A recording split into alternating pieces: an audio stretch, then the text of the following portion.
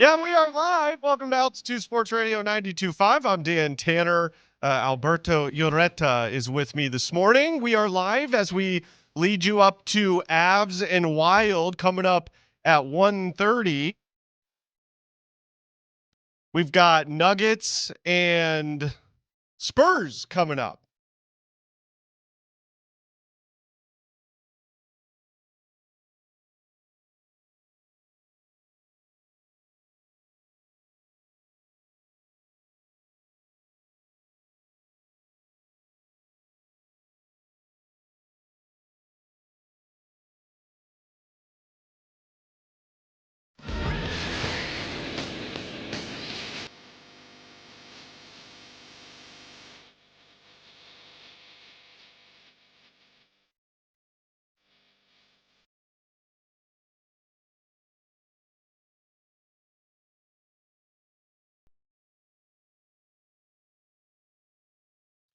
Okay, we're live. Just some technical difficulties that happen on a Black Friday. Welcome into the show, everybody. Dan Tanner here, leading you up to Avs and Wild. We have so much to get into. What a great Thanksgiving day it was yesterday in the sports world. I wanted to start with the Kansas City Chiefs falling to the Dallas Cowboys. Boy, did that work out in the Broncos' favor, everybody. I don't know if you were rooting for the Chiefs to beat the Colts. I know that was a big topic of debate here on the radio station. Like, how do you root for the Chiefs? Even when it benefits the Broncos in the standings. How do you do that? Well, this scenario couldn't have worked out more perfect for the Denver Broncos, okay? The Chiefs beat the Colts. So the Broncos are able to leapfrog Indy and go into the 2 seed currently, where they sit behind the 10-2 New England Patriots. Okay. That's good for the Broncos in the standings. I know it's hard to root for the Chiefs. I get it. But the perfect scenario ended up playing out, at least so far. The Chiefs lose in Dallas to the Cowboys yesterday, and they fall to 6-6 on the season, everyone. Now, I still think the Chiefs are going to make the playoffs. Let me be clear about that, okay? And if we take a look at the playoff picture, they're currently in the 9 seed. The AFC playoff picture is so wild right now. In fact, both conferences. We'll get into the NFC here in a little bit too. But the AFC playoff picture looks like this. The Patriots sit atop the conference at 10-2. The Broncos are in the 2 seed at 9-2, followed by Indy, Pittsburgh, Chargers, Jags, Bills. Who saw the Bills being in the 7 seed the day after Thanksgiving? Who saw the Jags being in the playoff picture at this point in the year? By the way, I did predict Jacksonville to be in the 7 seed this year. And who saw the Kansas City Chiefs and Baltimore Ravens at this point of the season being outside of the playoff picture? If the playoffs were to start today, no Mahomes, no Lamar Jackson, no Joe Burrow. I know he just came back, but my God, did he look good last night. Shoot, the Bengals still have a chance to win the AFC North. They legitimately have a chance to win the AFC North. And if Joe Burrow looks as good for the rest of the season as he did in their win over the Ravens last night, I don't know. Their defense got four turnovers, 4 takeaways. It was a great day of football. All 3 games on Thanksgiving were fantastic. It started with the Lions and Packers in the morning. Boy, Lions are in trouble of missing the playoffs. They're at 7-5. They're the 8 seed right now in the NFC. The Packers are just a better football team. I like their roster from top to bottom more than Detroit's right now. And this is something I wanted to get into when it comes to what I think is going on with the Lions this year. And it kind of relates, I'm going to try to relate it to the Broncos and their coordinator situation.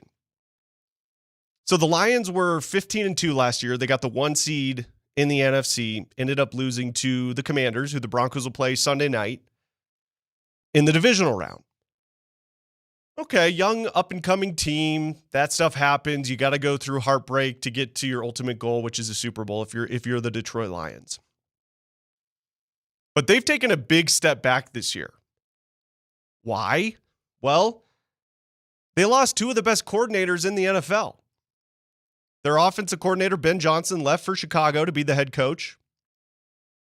They're a playoff team. They're the 3 seed in the NFC right now, the Chicago Bears. And then Aaron Glenn, their defensive coordinator, left to take the head coaching job of the New York Jets. Now, he's not having success in New York, but it's the Jets. Nobody has success with the Jets. Rex Ryan did for 2 seasons. That's about it. So how important are coordinators in the NFL? Well, if you're looking at the Detroit Lions, I think they're very important. Shoot, Dan Campbell had to take over play calling duties. Now, they've put up some numbers, but this just goes to show you how important it is to have good coordinators, especially if you're a head coach in the NFL. There's 3 types of coaches in my mind in the NFL. There's offensive-minded head coaches who call plays. Sean Payton, Andy Reid, Sean McVay, Kyle Shanahan, Mike McDaniel, those guys. Then you've got your defensive-minded head coaches. Mike McDonald in Seattle, Mike Tomlin.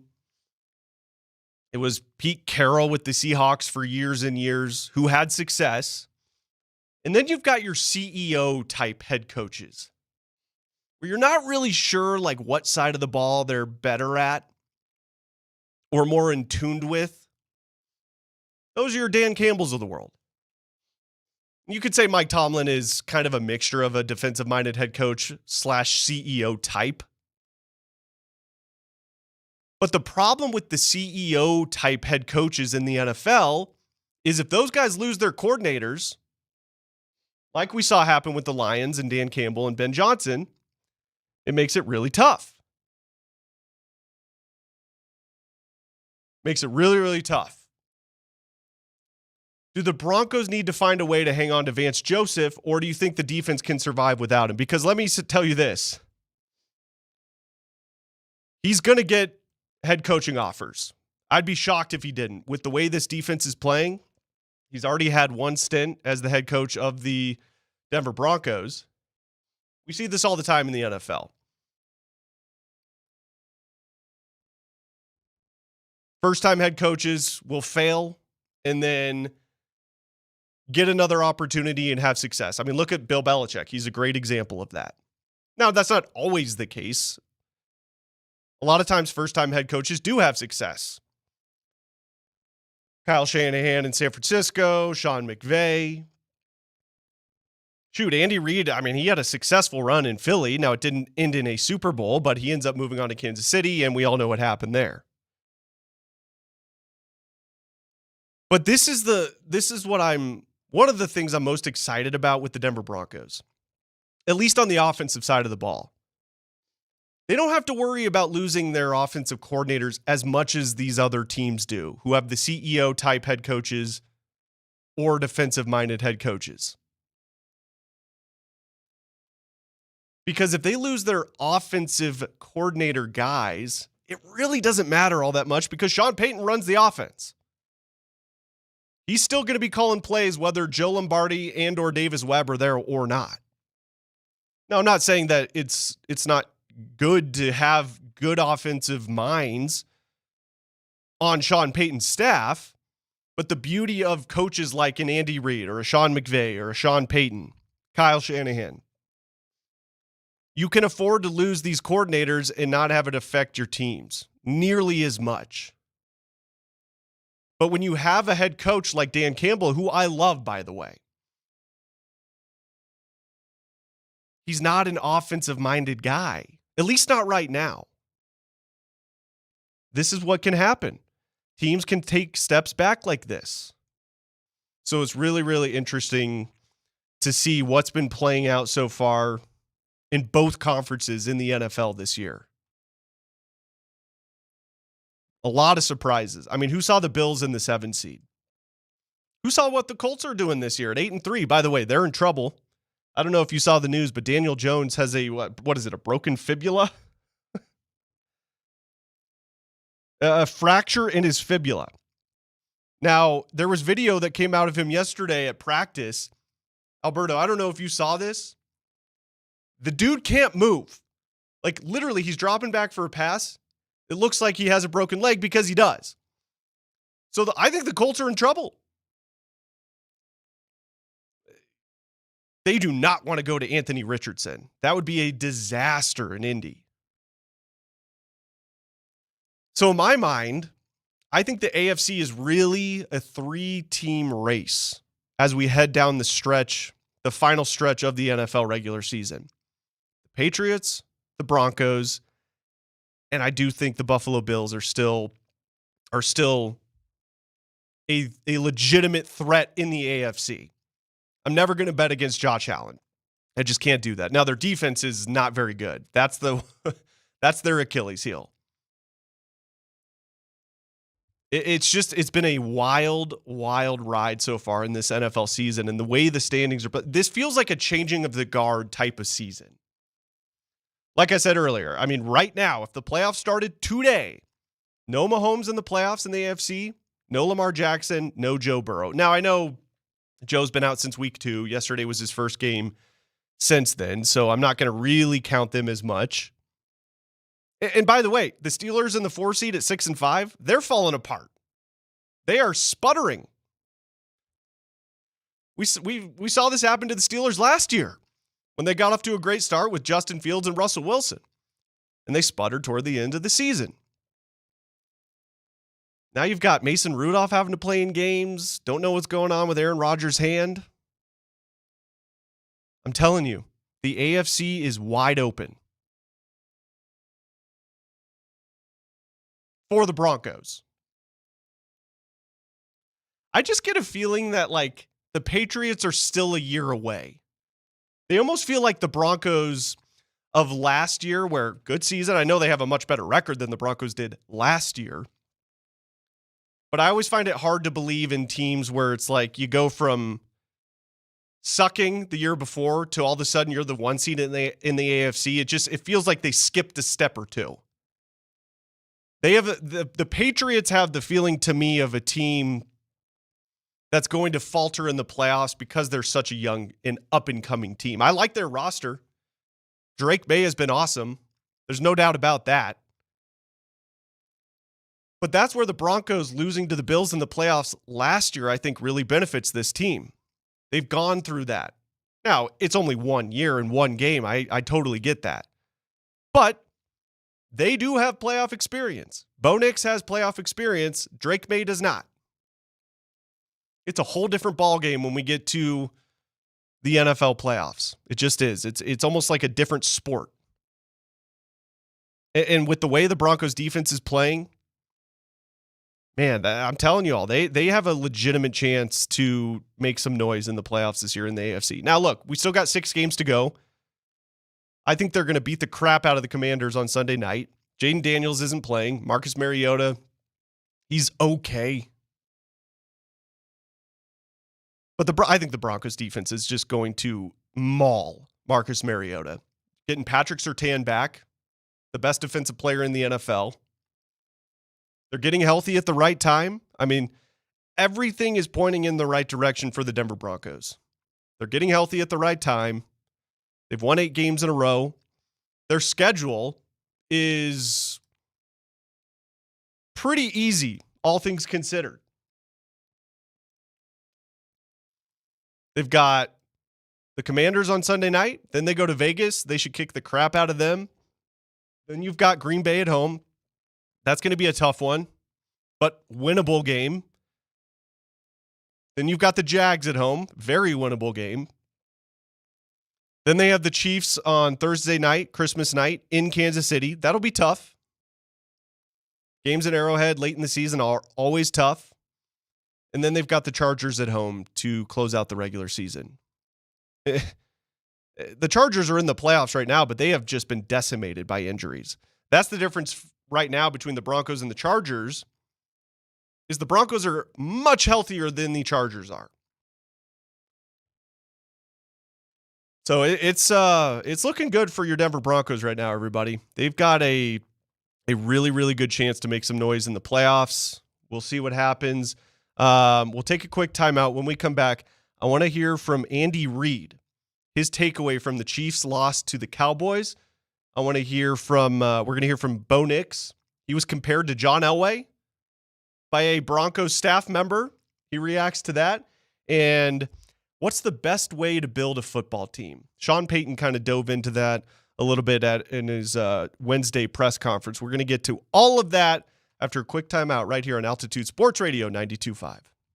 Hey, Colorado coach Mike Sanford here in Loveland Ski Area. It's open for business and it's time to make the most of your season. Loveland Season Pass offers perks and partners that rival the big name passes. Did you know it comes with 100 plus bonus days at more than 30 partner resorts, including Monarch, Purgatory, Silverton, Sunlight, Whitefish, and Schweitzer. You also get access to free cat skiing along the Continental Divide and discounts on lift tickets, food, and rentals. Loveland Ski Area, real Colorado skiing, real value, and no crowds, just the way it should be. Check it out today at skiloveland.com. I'm Brad Barnett, president of Mountain High Appliance. Visit our Denver Clearance Center during our Black Friday sale going on now. Save up to 75% on name brand appliances like Whirlpool, KitchenAid, GE, and Bosch. With unbeatable prices on top quality appliances, now is the perfect time to upgrade your home. Don't miss out on these exclusive deals. Visit us today at the Denver Clearance Center. When you think appliances, think Mountain High Appliance. Open 7 days a week. Mountain High Appliance, your favorite appliance store. Thank you. I'm Kyle Backus. After a car accident, know this. Out-of-state law firms come to Colorado pretending to know the value of a case here, but they don't. We're your hometown injury lawyers. For nearly 30 years, Backus & Schenker wins. Hey, Denver, Colorado, this is Chris Hodge, the host of Sports Investors Daily from TakingVegas.com. I also host the Bet Big, Talk Loud podcast. We have a free parlay for you today on Black Friday. Text the word WIN to the number 545454. That's text the word WIN to the number 545454. 2-0 college football Black Friday parlay. I know NBA is going on tonight. Denver is playing San Antonio. Who cares? Let's win some football action today. Text the word WIN to the number 545454. Go 2-0 absolutely free. We all know what today is. It's Black Friday. That's the start of the holiday season, which also means it's the start of the 5-week parade of Amazon drivers dropping off packages at your house and your credit cards getting destroyed. So let me help you out, make you some money here in the sports wagering world. Text the word WIN to the number 545454. Go 2-0 absolutely. A college football special. And on the Sports Investor Daily radio show for Saturday, we have a 2-team money line parlay available off the 2-team parlay winner last Saturday. So guys, text the word WIN to the number 545454 right now. Text the word WIN to the number 545454. Go 2-0 on Black Friday, absolutely free.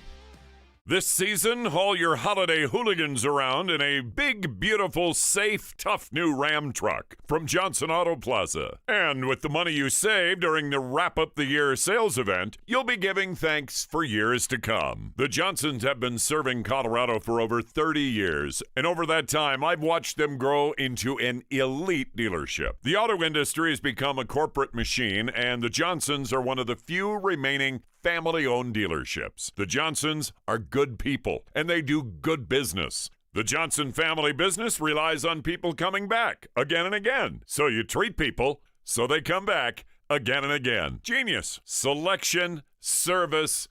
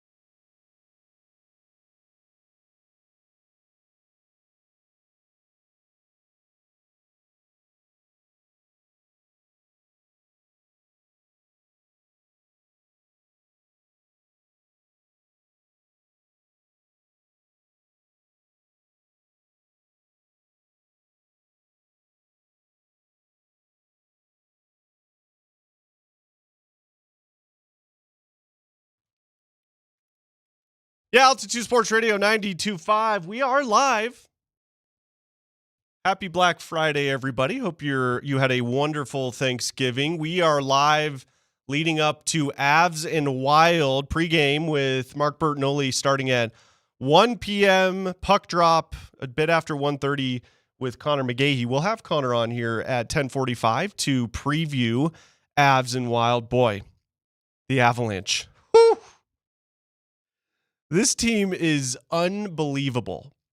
They're off to the best start in NHL history, everyone. I hope you're all thankful for what we're witnessing in the Mile High City right now with our local sports teams, because this has just been an incredible ride. The Broncos are 9-2, heading into Sunday Night Football, national TV, in a very winnable game against the Washington Commanders.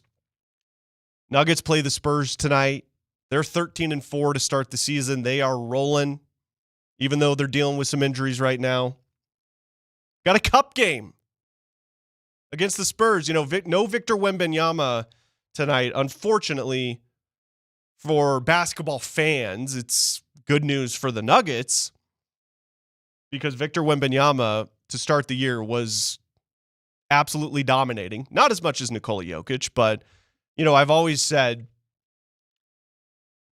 barring health, and that is a big question mark with Wemby, but barring health, Victor Wembanyama will be the best player in basketball at some point in his career.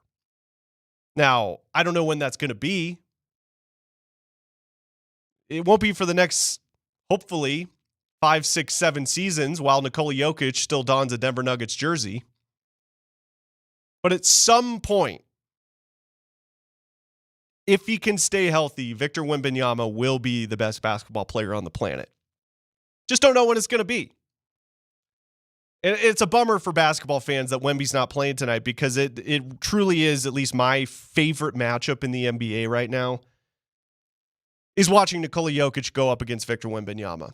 And I remember in Wemby's rookie year, I was so excited to see their first matchup, because I was like, wow, Joker, he doesn't have to change his style of play against anybody. And you hear former NBA players talk about how difficult it is to guard Nikola Jokic, and what most of them say is one of the hardest things to guard Joker is you can't slow him down. He plays at his own pace. That's what the great NBA players do in history.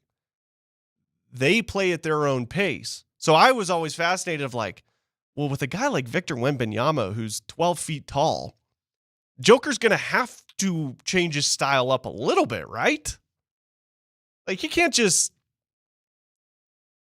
play his normal game against a guy like Victor Wembanyama. And in their first game, I don't remember what Joker's stat line was. I know it was awesome.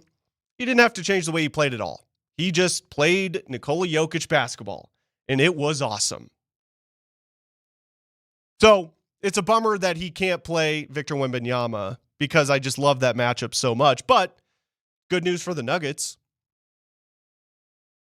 They can go to 14-4 on the season and have full control with the NBA Cup. We're going to get into, if you listen to my postgame show In the Paint after every Nuggets game, you've heard my rants on the NBA Cup and why I don't like it. Like, I like the idea of it. I just think the way they're doing it is silly. I think they could do a better job of executing that tournament, making it more fun. But anyways, we'll get to the Nuggets here over the course of the show. We'll be on till 1 o'clock. Mike Sanford will be joining me coming up at 11. Thanksgiving Day football yesterday was fantastic. I thought all 3 games were really fun to watch. The only real blowout was the Bengals and Ravens on Sunday Night Football. Who saw that coming? I mean, you got Joe Burrow, who hadn't played since week 2 after having surgery to fix his turf toe, had a metal plate in his shoe, and they destroyed Baltimore in Baltimore. And I thought Joe Burrow looked like Joe Burrow. You know, when guys are out for that long, you almost kind of forget. It's just like out of sight, out of mind kind of thing. You almost forget, like, oh yeah, no, he's one of the best quarterbacks in the NFL. Like, the guy's unbelievable. Some of the passes he was making down the seams was ridiculous. And he actually, there was a lot of, I don't know, not controversy, but there was a lot of questions surrounding Joe Burrow playing in this game and playing the rest of the season, because the Bengals right now are obviously not in a playoff spot. They were 3-8 heading into that game. By the way, they still have a chance to win the AFC North because the Steelers are 6-5 and the Ravens are 6-6. So if they can rip off some wins and get a little lucky with a Steelers team that's spiraling, like I said, they still have a chance to make the playoffs. If Joe Burrow plays like he did last night for the remainder of the season, I'm telling you, the Bengals have a legitimate chance to make the playoffs. And their defense, it's not very good, but boy, they played pretty well last night. I mean, they got 4 turnovers. They made Lamar Jackson look human. By the way, Lamar Jackson he's not right. He is not moving at the same speed we're used to seeing Lamar Jackson move. He looks like he's hurting. He's been on the injury report a lot this year. He just doesn't look like the Lamar Jackson we're accustomed to seeing. So with that being said, the Bengals, I do think, have a legitimate chance to make a run here. So people were asking Joe, Cincinnati media, were like, why would you play? You guys are way out of a playoff spot. Just get as healthy as humanly possible and let's prepare for next year. Joe Burrow was asked about that before the game.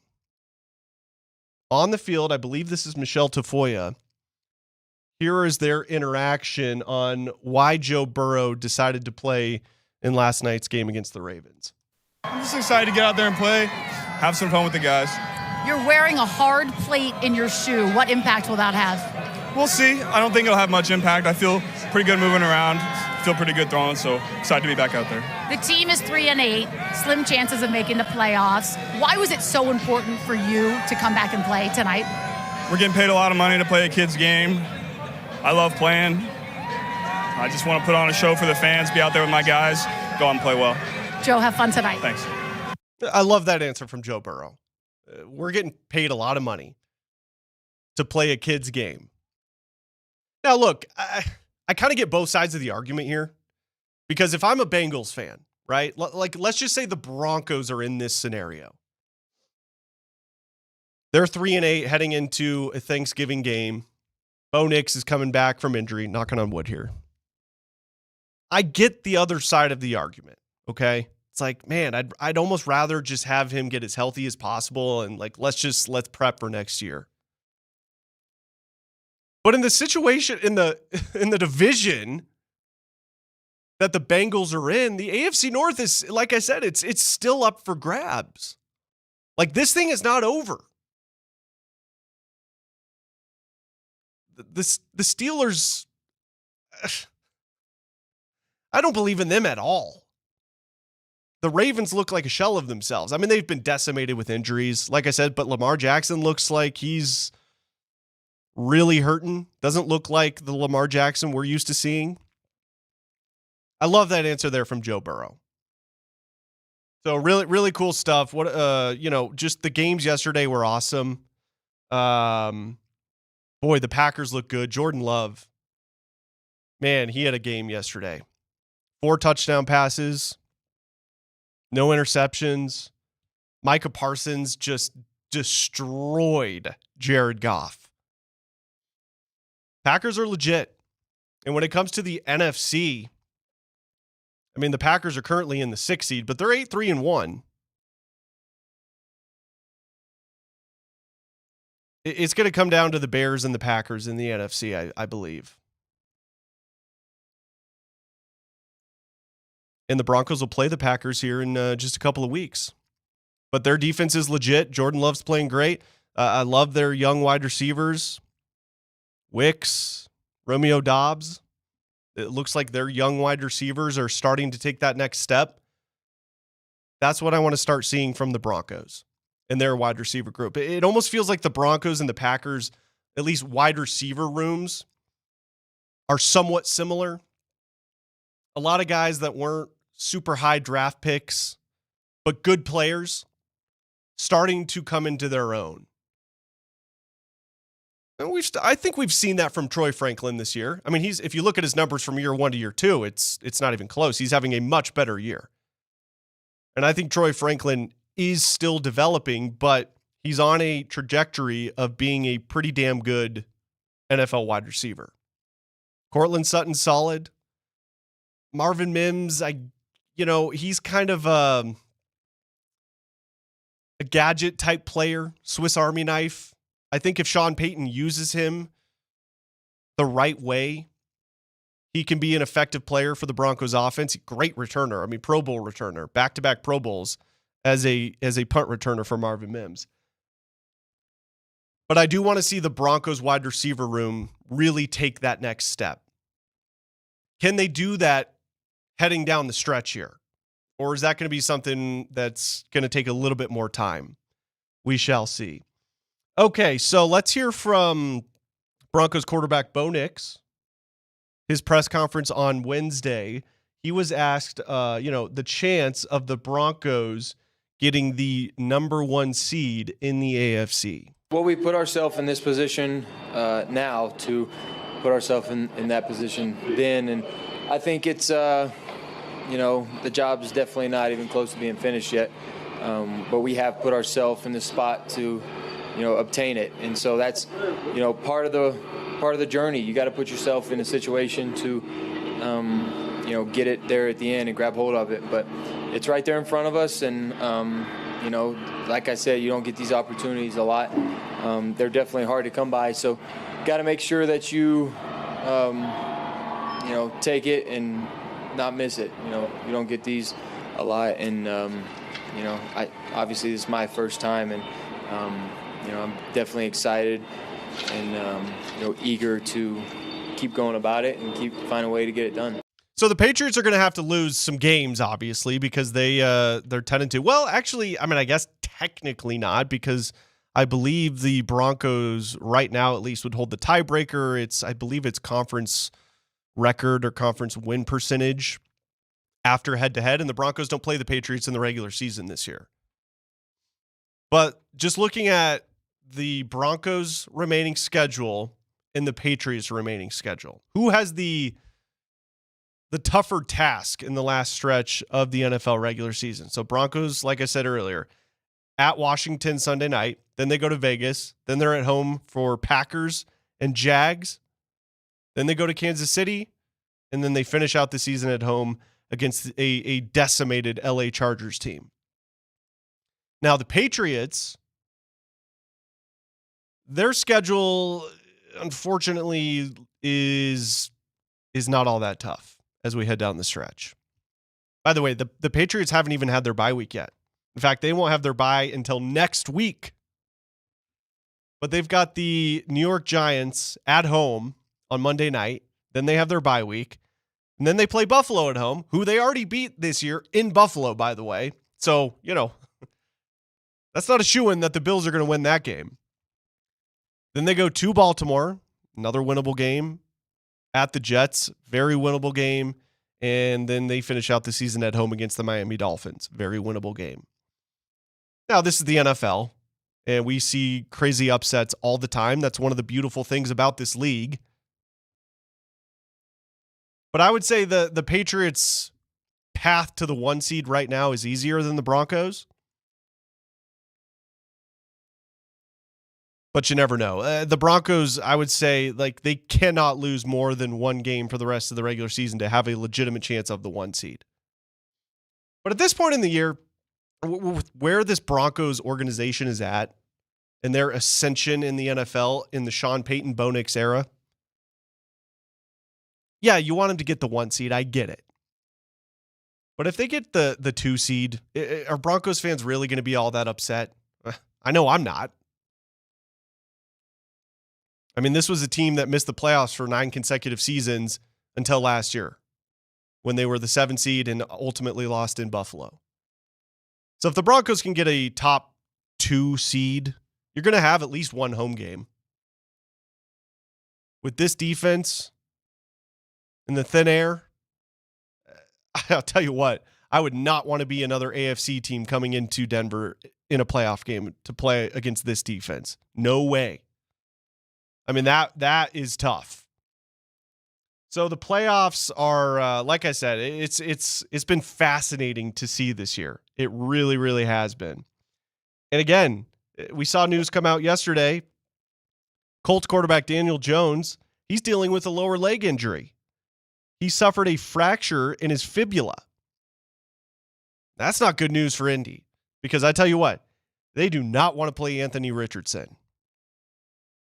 This would be a different team with him in at quarterback over Daniel Jones. So the Colts are in trouble.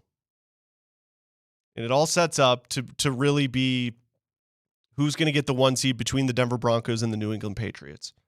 That's what this is coming down to. Okay, so one more thing here before we hit a break and talk to Connor McGahey to preview Avs and Wild. The Chiefs losing yesterday was a Thanksgiving treat for Broncos fans. That was awesome to see. So the scenarios played out perfect, by the way. Chiefs beat the Colts. I know it sucks rooting for Kansas City, but if you're really focused on the standings, that was the right call. Then the Chiefs lose to the Dallas Cowboys. That scenario played out perfect for the Broncos. The Chiefs might miss the playoffs. Now, I still think they're going to make the playoffs. I will never bet against Andy Reid and Patrick Mahomes. I do think they will be a playoff team. They'll get into a wild card. But boy, they are... The problem with the Chiefs right now is their stars, besides Patrick Mahomes, the Travis Kelce's of the world, the Chris Joneses of the world, they're still good players. They're just past their primes. Teams like the Patriots and the Broncos, their rosters are just entering their primes. So it's going to be really, really fun down the stretch here to see what happens with the Kansas City Chiefs. They've got to leapfrog either the Texans, Bills, Jags, Chargers, or Steelers potentially. And they do have the tiebreaker over Indy at 8-3. Here's Andy Reid after the game on his takeaways from the Chiefs' loss to the Cowboys. Yeah, the guys know. I mean, they understand. We've got to clean up a few things, and we've got to do better as coaches. We have to do better as players, and so you go back to the drawing board and you keep working. Is what you do. And we were close here, but we had too many opportunities that we gave away, and you can't. Two good teams playing each other, you can't have those things. Right? So now at 6-6, there's kind of no margin for error. Is that something that you start, sort of mentally working with them on, or you don't need to do that? Yeah.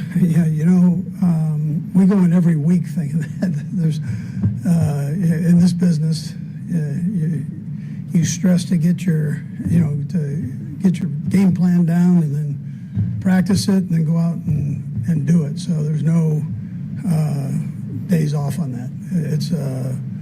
It's competition, and you're giving it your all, and I wouldn't expect anything less from the guys now. Chiefs have Houston at home, Chargers at home, then they're at the Titans, then they're at home Christmas night against the Broncos, and they finish their season out in Vegas against the Raiders.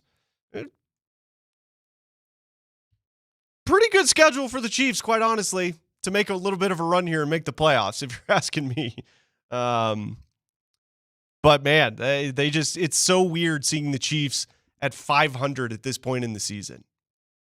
Like I said, they just look like a team who is still good enough to make the playoffs, but their stars are past their primes. Obviously, Patrick Mahomes is still in his prime, and he was awesome yesterday. Threw 4 touchdown passes. Rashee Rice still looks awesome.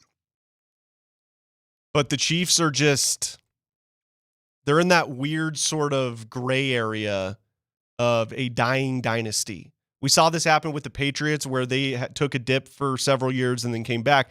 Now, I'm not saying that's going to happen with the Chiefs, because sports aren't linear. Just because that happened with the Patriots dynasty, where it was almost like they had 2 separate dynasties, Could that happen with Kansas City? Sure.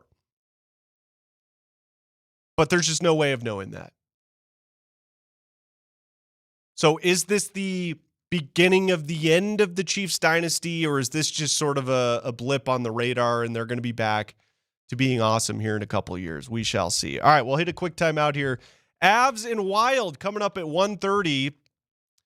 Avs have won 10 straight. We'll have Connor McGahee on next to preview that. You're listening to Altitude Sports Radio 92.5.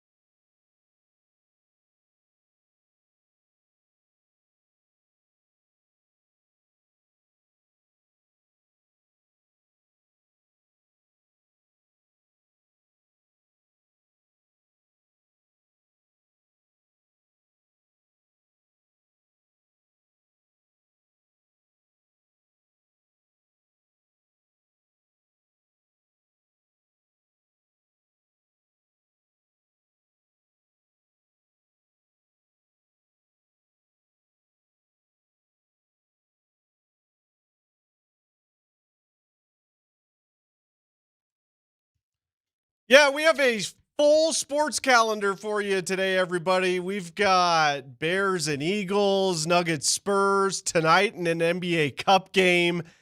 And we have the Avalanche and the Minnesota Wild coming up at 1:30. Connor McGahey will be on the call as the Avs look to win their 11th game in a row. We bring Connor onto the program now, live from Minnesota. Connor, thank you for joining me. The Avs going for their 11th straight win. Correct me if I'm wrong, but I believe I read they're off to the best start in NHL history. What is going so right for the Avs to start this season? Well, it's close. And I mean, 5-on-5 hockey is the answer. I mean, most goals for, fewest goals against, and you're getting goaltending from everybody, which is, obviously indicative of the 3 straight S words in a row from Avalanche goaltenders, 2 from Blackwood and 1 from Wedgwood. It's like Voldemort. I'm not going to. There's a faction out there that doesn't like it when we say the word ahead of time, so we're not going to say it. Yes. But anyhow, we have 3 of those things in a row, and that's been a huge factor. I mean, we just think back to where Avalanche goaltending was a year ago now, right before the Wedgwood trade in November, and then the Blackwood trade just a couple days later in December. So look how far we've come. But the Avalanche are playing as a unit offensively and defensively, and the goaltending is combined for a .920 save percentage, which is the best in the National Hockey League. I mean, Connor, Scott Wedgwood, 13-1-2. He's got a 2.09 GAA, .918 save percentage. Then you've got Mackenzie Blackwood, 4-0-1, 198 goals against, .928 save percentage. And you brought it up there, man. Like, exactly where we're at this point last year with the Avalanche's goaltending tandem of Georgiev and Justus Annunen. The front office makes the trades for Scott Wedgwood, Mackenzie Blackwood. You could tell right away, even last year, that it was a massive upgrade. But those 2 guys have taken it up a notch this year, even compared to what they did last year. And it's so beautiful to see.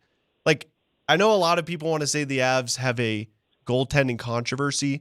I would say they have a great goaltending problem, if you will, with 2 starting goaltenders on this team, to the point where it doesn't really matter who they put in net at this point. Both of these guys are playing phenomenal hockey right now. It's great to see. Yeah, whoever says they have a goaltending controversy doesn't really know what they're talking about, or doesn't know the team dynamic or the dynamic between the 2 goaltenders. It's the best goaltending situation in the National Hockey League. Imagine being an Oilers fan right now and looking, through the window from outside in the rain and what the Avalanche are doing in between the pipes. I mean, the Avs are in a great spot right now in regards to that. And Wedgwood's numbers are actually better last year than they are this year. Imagine that since he came over from Nashville. So, look, it's as good as it gets, and both guys are friends, and it's kind of a friendly competition going on. I mean, Wedgwood said as much in his comments, after that win in Nashville. He said, look, I've had 9 games with 1 goals against, and here comes Blackwood with just a 36 save shutout, no big deal. And then he had to show him up the next night. So they're friends, they're great teammates, and that's exactly what you want, instead of 2 guys who sort of hold a grudge, against each other when it's, fighting for the net behind them. Connor, talk to me about Gabe Landeskog so far this year and what we've seen from him. Obviously, we've seen 3 goals taken away because of offsides this year for Gabe, but a little bit of a slow start. But it looks to me, Connor, like Gabe is starting to find his game. What have you seen as far as what we saw from Gabe to start the year to where we are now? Where has he gotten better in his game as he continues to get back from the devastating knee injury he suffered years ago? It's just proof that anyone, no matter how long they've been in the National Hockey League, the game is still fast. And you can't replicate that until you start getting in and playing games. I think the first 10 were exactly what we saw. The game was pretty fast, and Landeskog was, trying to catch up physically and mentally, right? Because you have to think the game as well as play it. And, I mean, even in that first 10-game segment, he's still scoring a couple goals that get turned back. So, look, I think his impact is more what you can't see than what you can see on the score sheet. And I think he's another one of the big reasons we haven't talked about why the Avs are where they are right now is the return of Landeskog. I mean, all is right in the world with the captain back in the lineup, on the bus, on the plane, in the room.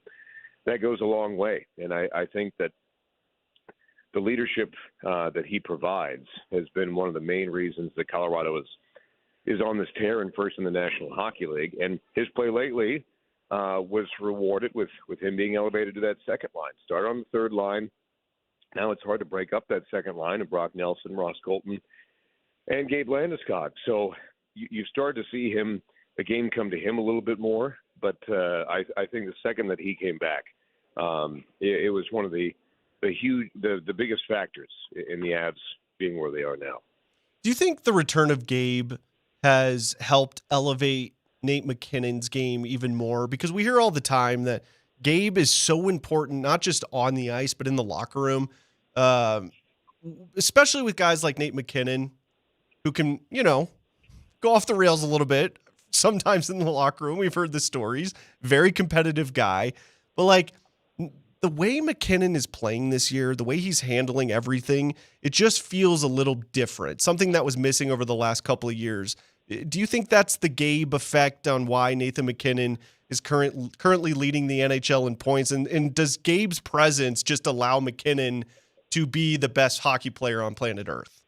Yeah, probably. But I still, you look at Nathan McKinnon in the years without Gabe Landeskog, he would just improve on his career best every single year, whether it was goals or points, competing for an Art Ross, getting a Hart Trophy. Remember in Gabe's absence. So that's right. Look, McKinnon is going to produce. That's just how it's going to be. Now, other factors can be put into the mix about how much that multiplies by. And, you're talking about the first player at American Thanksgiving since Leon Draisaitl in 2022 to outright lead the NHL in goals in points at the last Thursday in November. And that's Nathan McKinnon right now. So McKinnon's always going to improve on what he did the previous year. It's how it is now. But I think it's a multiplication factor when you put Landeskog's addition back into the lineup in there. Connor, last one for you. Appreciate you jumping on. The Wild have won 6 games in a row. They're 8-1-1 in their last 10. They're rolling right now as well. What's the number one thing the Avs will have to focus on this afternoon to take down the Wild? Well, goals are going to be at a premium because the goals against with these two teams in the month of November is a combined 1-6-3. Wow. So you have Jesper Wallstedt, who's going today. And ironically, we talked about the Oilers' goaltending woes.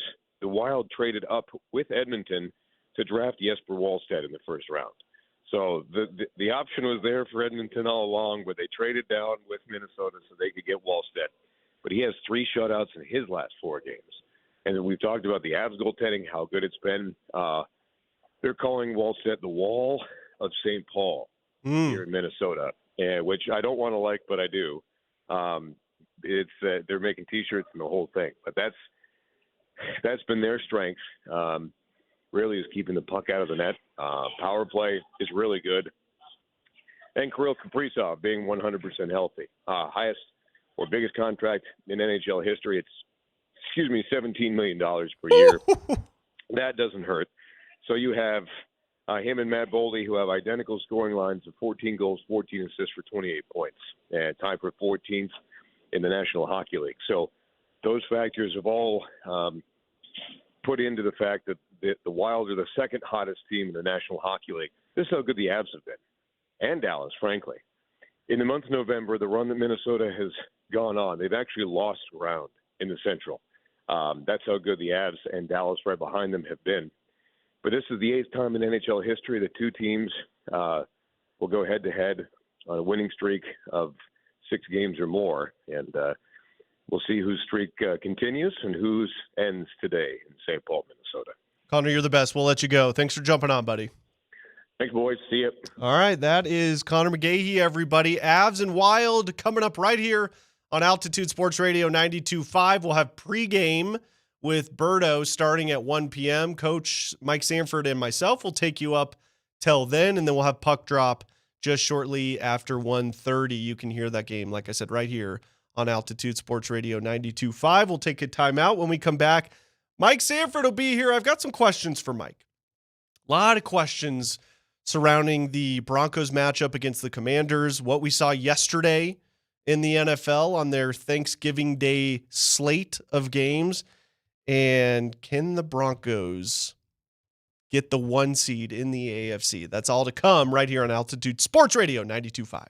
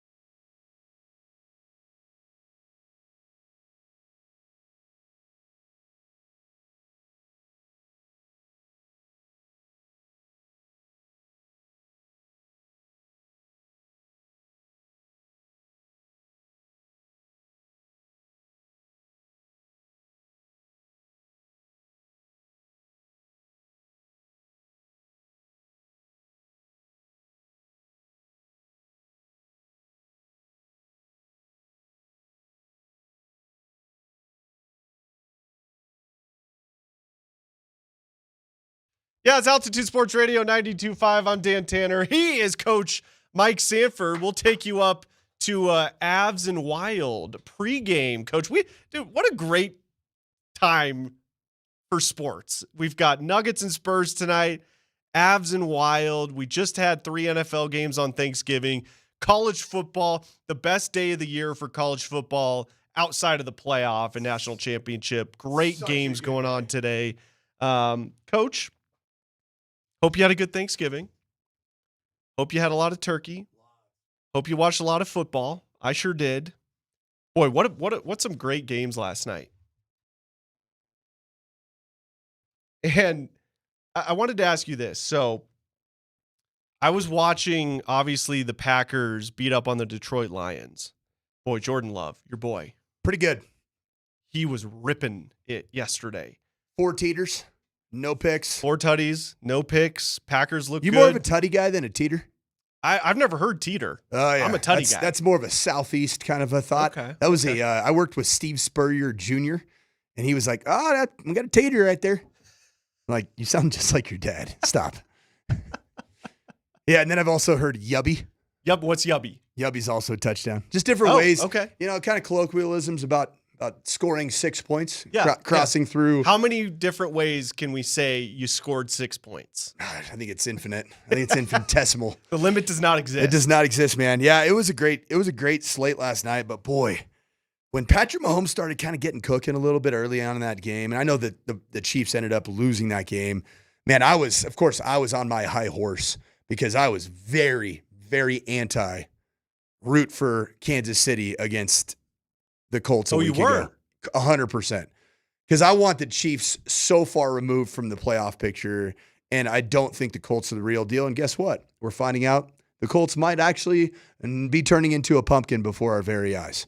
Daniel Jones has a broken leg. Yeah, it's not great. Did you see the video of him yesterday moving around at practice? It's not good. Oh, my goodness. He can hardly move. Yeah, and who's Anthony Richardson is going to carry on the hopes and dreams of the Indianapolis Colts franchise? Come on now.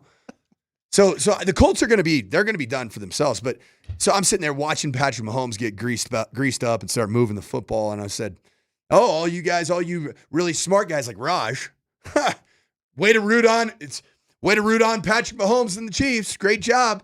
But if you're the Broncos, man, you're Broncos country. If you're a player for the Broncos, if you're Sean Payton, and I don't think Sean Payton's afraid of Patrick Mahomes by any stretch, but it's better for the Broncos if that dude's nowhere near the playoffs. So you got the best of both worlds in back-to-back weeks, where indeed the Colts, they did lose, and they appear to be trending in a bad direction. And then the Chiefs, they're done. They're not getting in, man. They're not. You don't think so? No. Oh, I think they are. How? Have you seen their schedule? It's pretty easy, Coach.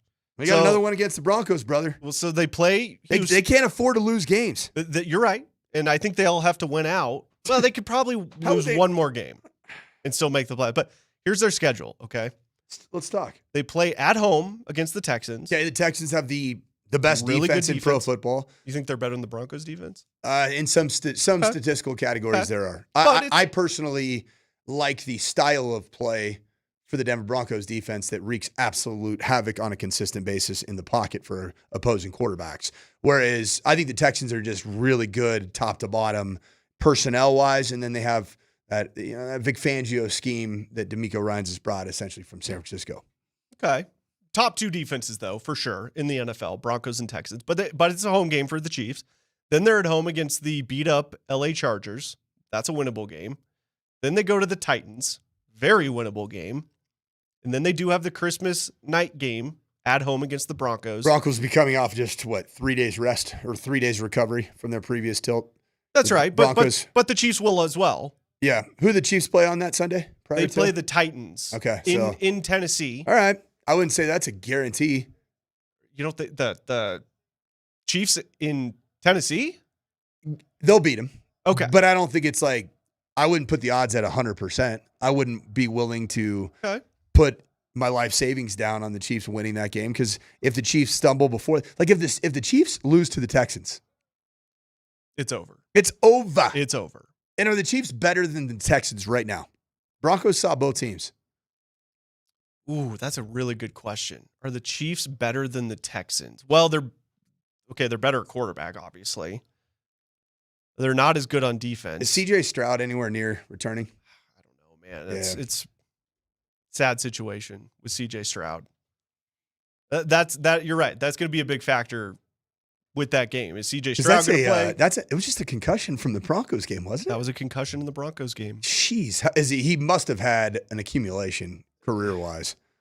Had to have. I mean, clearly so is Tua Tagovailoa, but he still seems to be out there every week. Yeah, but how's Probably he playing? Unintelligently out there. It's not smart.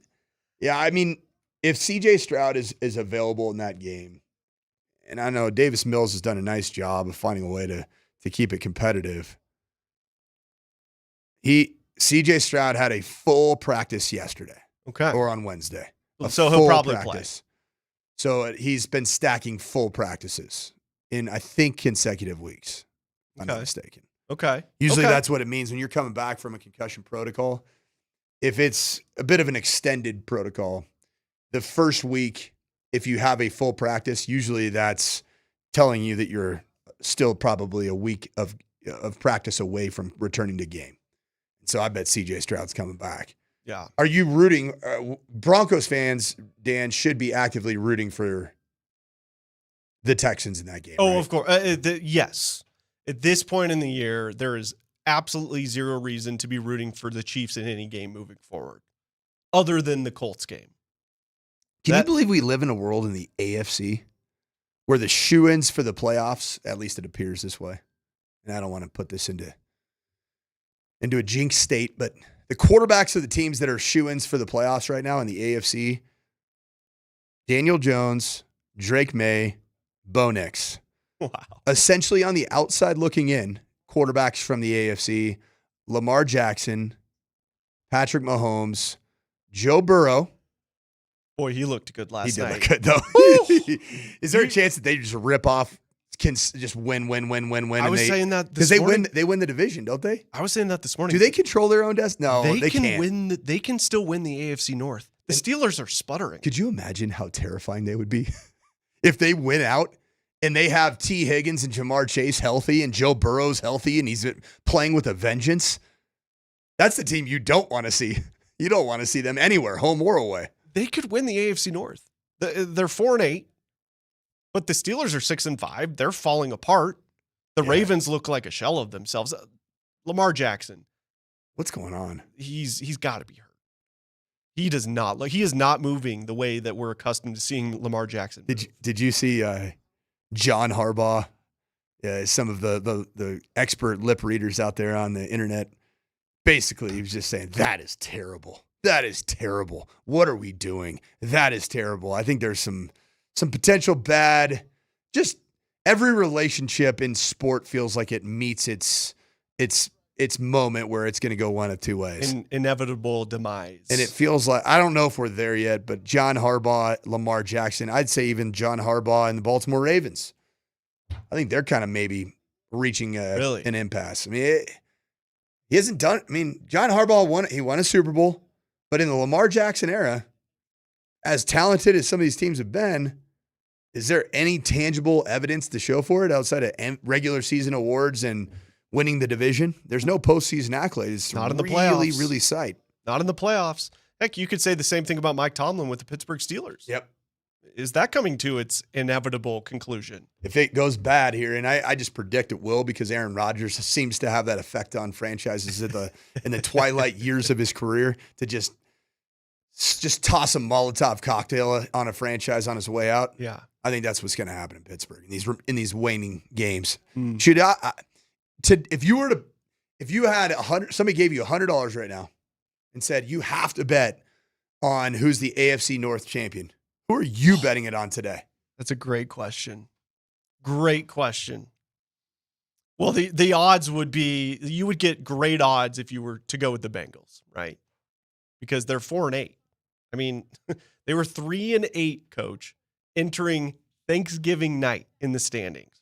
And a game was at Baltimore. In Baltimore. It's like almost impossible to sit here and say, oh my goodness. And everybody's saying, why would Joe Burrow even play in this game? I mean, that was the narrative. I played a cut earlier. Michelle Tafoya asked him that before the game. He's like, well, we get paid to play. Yeah. Like I want to play. I actually think the audacity of Joe Burrow to actually do something that you're paid to do. So if you're a producer for sports talk radio and you show up to work and produce, isn't that a novel concept? That's what Joe Burrow did. And I think the audacity of him to go out and actually play football for what he's getting paid hundreds of millions of dollars ultimately between endorsements and his long-term deal.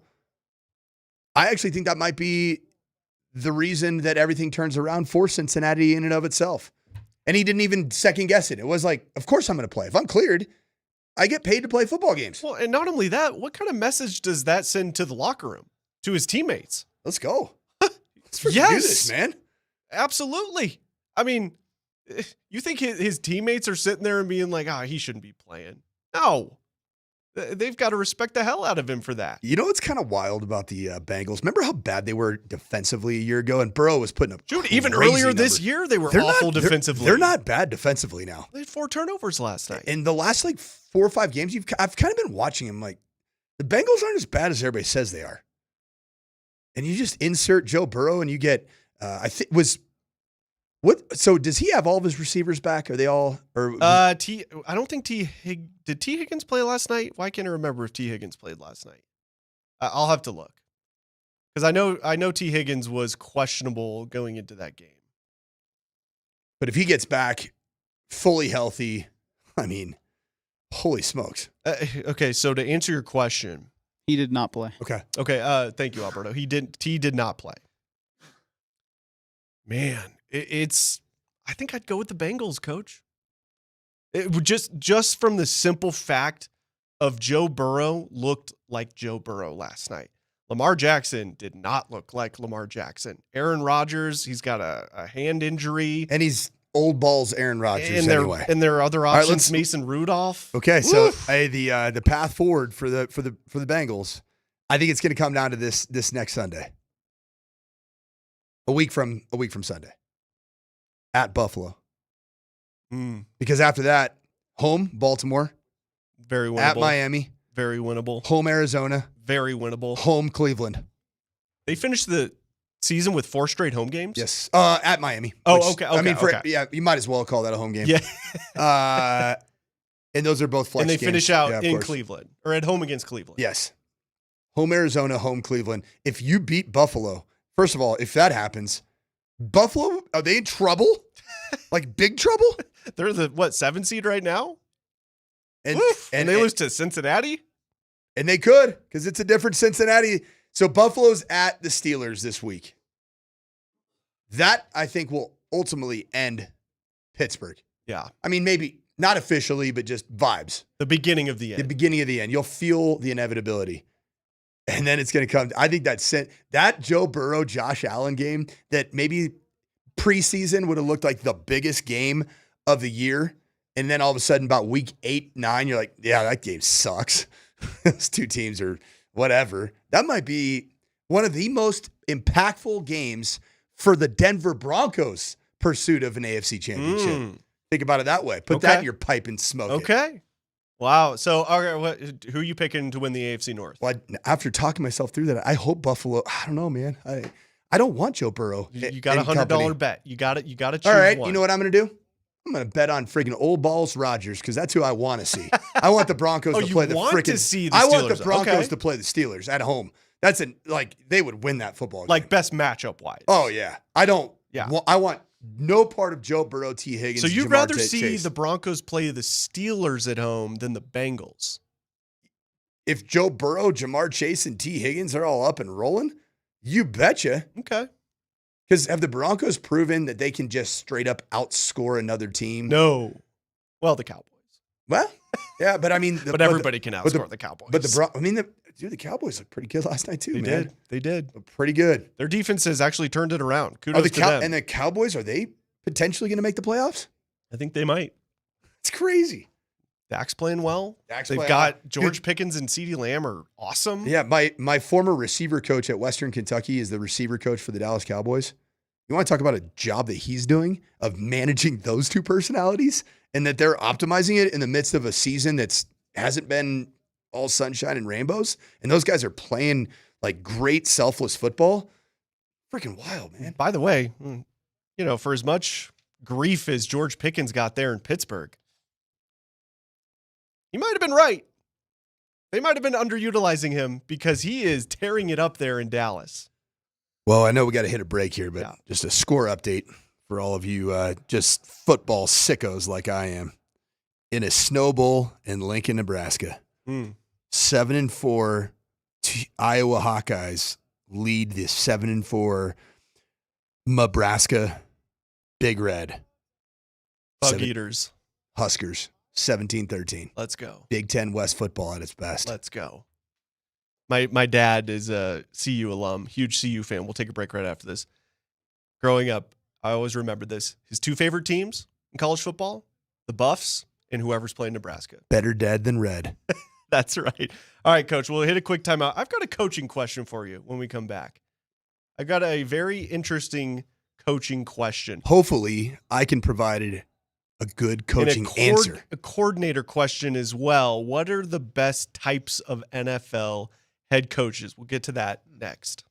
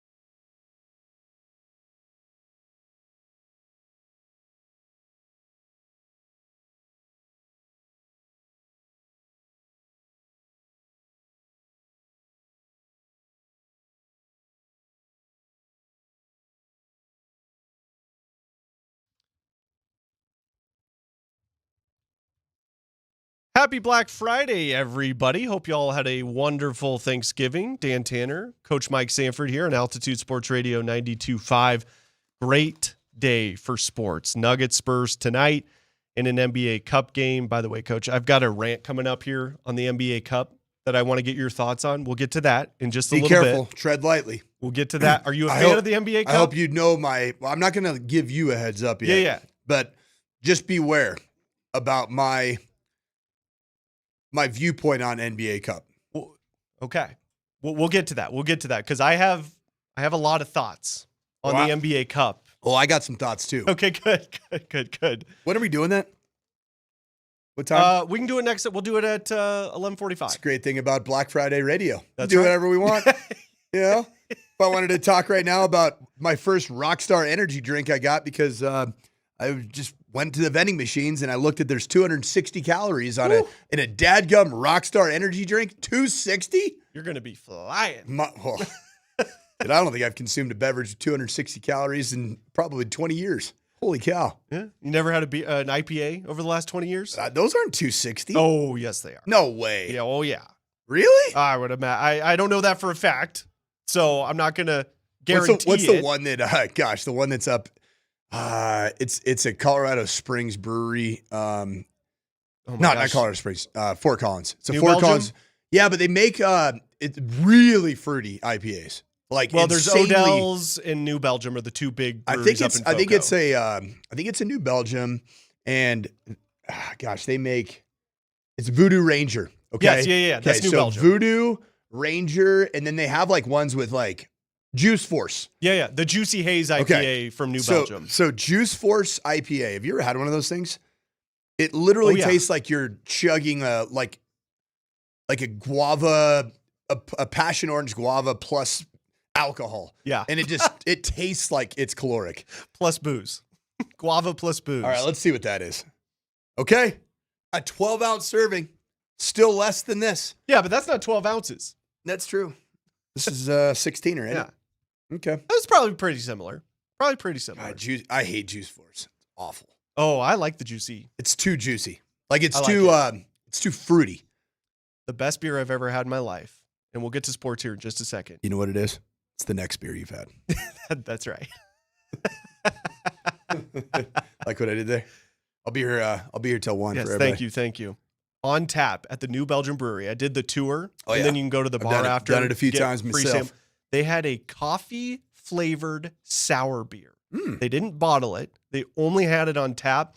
To this day, it's the best beer I've ever had. Remember what it's called? I can't remember. I just remember it was a coffee flavored sour beer from New Belgium, straight from the tap up there in Fort Collins. It was outstanding. Outstanding. All right, Coach. I got a coaching question for you. What's the best type of head coach to lead an NFL franchise? And the reason I'm asking this is we saw the Detroit Lions lose to the Packers and your guy, Jordan Love, yesterday, who was awesome. They're 7-5 after 15-2 last year. What happened to the Lions over the offseason? They lost their coordinators. They lost both their offensive and defensive coordinators. And they actually replaced their 2024 coordinator with a two-headed monster, essentially, that were a part of the Denver Broncos offensive staff a year ago. That's right. That was John Morton, Johnny Moe, as he's called in the NFL and in coaching circles, and David Shaw, my former boss from Stanford. The two of them were essentially a part of this, the brain trust here in Denver, went there together, and it hasn't gone well at all. And now we've seen Dan Campbell take over play calling for the Lions. And that hasn't gone particularly well it either. Went good in the second half of the Commanders game. But the Commanders' defense is awful. They're not good. So I was thinking about this yesterday on Thanksgiving. This is why I love where the Broncos are at, okay, with Sean Payton. If they lose Joe Lombardi or Davis Webb, I like them. Joe Lombardi, if he left, and I like Joe Lombardi. He's a great dude. I love the lineage to his grandfather. How cool is that? Of course. Freaking Vince Lombardi. Who's your granddad? Just Vince Lombardi. No big deal. NBD guy. You lose Joe Lombardi, Sean Payton will miss him. That's his dude from the Saints, right? But at the end of the day, nobody franchise-wide's going to miss him at all. Nothing's going to change. Davis Webb, however, and I'm a Davis Webb guy. I like Davis Webb too. He, to me, is a very important good cop as it relates to the quarterback room and probably the offensive room to Sean Payton's bad cop. That's a good. That role is way more important than you think. That's a fair point. I get that. Joe Lombardi. Fine. We saw that play out on the sideline last year with Sean and Bo going at it, and Davis Webb's got Bo's back. Totally get it. But really, offensively, if both of those guys were to leave, realistically, the same. Nothing's going to change. You're the same schematically. You're the same operationally on game day. The Lions look like a completely different team on Sundays than they did a year ago. They do. Didn't help that Amon-Ra St. Brown got hurt at the beginning of that game. Great player. Great player. But my point here is, with guys like Sean McVay, Andy Reid, Kyle Shanahan, Sean Payton, these offensive-minded head coaches that call the plays, you don't really have to worry about losing your offensive coordinators to other head coaching jobs as much as teams like the Lions or the Steelers. So I said earlier, and tell me if you agree with this, there's 3 types of head coaches in the NFL. Defensive-minded head coaches, Mike McDonald in Seattle. Tomlin's kind of a hybrid. He is a defensive-minded guy. You had Bill Belichick with the Patriots. But Tomlin's essentially a bit of a CEO with defensive That's chops. one of the other 3. Right. There's defensive head coaches, offensive head coaches who call the plays, and then you've got your CEO types a la Mike Tomlin, Dan Campbell, guys of that ilk. And then the true CEO, too, is John Harbaugh. Had never served as an offensive or defensive coordinator his entire career at any level. Throw Jim Harbaugh in there too. Jim would claim he calls the plays, but I was on the headsets for 2 years. Jim does not call the plays. He might read the openers on the opening script and signal the wristband number, but in terms of like the first third down call of the game goes to whoever his pass game guy is. Yeah, that's not him. The first time he needs a run on 3rd and 1 or 4th and 1, it goes to the run game guy. So we've seen all 3 of those types of coaches have success, right? I mean, Bill Belichick obviously had success. Now he had Tom Brady. It didn't work out too well after Tom left. Now, Bill was calling the defense. Am I right in saying that? I don't know. I think he was. I know he was in charge of the defense. We've seen... John Harbaugh's won a Super Bowl. Mike Tomlin's won a Super Bowl. Dan Campbell has turned around the Lions. Okay, let's not forget how terrible the Lions have been for at least all of my life until he got there. So Coach, if you're, as a coach, in your experience, when building a team, what's the best of those 3 types of coaches to lead an NFL franchise forward? It's not even close. It is a offensive coordinator, offensive play calling head coach. But here's the catch. For it to work, not temporarily, but long-term, that person has to be an alpha, has to be strong-minded, has to be the undoubted leader of the franchise. That's where you see some of these issues like a Mike McDaniels. That's where you see some of the issues. I would even say arguably, who's my guy in Cincinnati? John a blank on him. Oh, Zach Taylor. Yeah. I don't think anybody looks at Zach Taylor and says, that guy is a leader. You look at Sean Payton, what do you say? His way or the highway? He's the alpha. He is the alpha. When you look at Kyle Shanahan. He's the alpha. He's the alpha. Mike Shanahan was an alpha. Sean McVay, complete alpha. He is the alpha. Yes, you need an alpha. Now, here's why. So when I was having the opportunity of being a high school head coach, totally different game. But at the end of the day, football operates as football. I'm sitting there thinking, I'm like, people are asking me, are you going to call a play? I said, absolutely. First of all, I love it. It's what gives me a lot of joy in terms of the job. And it's one of those deals, if I can keep doing that for 40 years, I think it helps my brain to stay sharp for the next, till I'm 90. I want to call plays as long as I can. Secondly, all of the critical game management decision-making is going to happen, most of it. Like, I'd say over 3/4 of it happens when the offense has the football.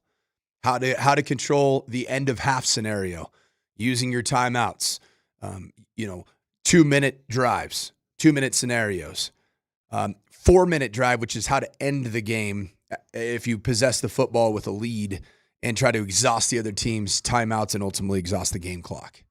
That stuff to me is so much more, it's tilted towards the situations that are critical being managed by an offensive play caller. Now, the times where a defense is on the field and you've got to manage it as the head coach is typically end of game, maybe end of halves, and it's just as simple as using timeouts. And really, it's not that hard. Like if you just know football and you don't panic and you don't freak out, and you're talking to people, hey, should I bang one here? Then it's fine. It's easy. I know this might sound ridiculous, but I feel like I have at least a decent grasp on end of game management from playing Madden. Mm-hmm. Like I know that sounds ridiculous. It's not. But like it's Guess what? the It's same thing. It's the same. The only thing that's different, and I know this is going to sound stupid, when you're playing Madden, obviously there's no relational human equity component of this, right? In Madden, you don't know what your quarterback's psyche is like at that time for potentially a game-winning drive. Or you don't know that one of your receivers that's a complete superstar had an absolute fit because he wasn't targeted as much as he wanted to. And so sometimes you have, as the play caller, head coach in real life, you have to consider some of those circumstances where in Madden, it's just strictly, these are analytics, these are robots. And that's the Bill Belichick way. I think that's a bit of, I don't know if that's Sean Payton way. I think Sean Payton does take a human approach to all of this. But the Bill Belichick way is that every single person is just, they're literally just some type of capital that I'm employing. And that's it. They're not a human being. They don't have any feelings. They don't have any thoughts. Can they play? Can they not? If they can, I'm going to put them in the game and I'm going to allow them to make big plays in big moments. But when you're a relational head coach that gets really into all the ifs, ands, buts, and whys of each individual player, it changes some of your decision making. Changes the math a little bit. It can. Okay. That's interesting. So what do you think's the better way?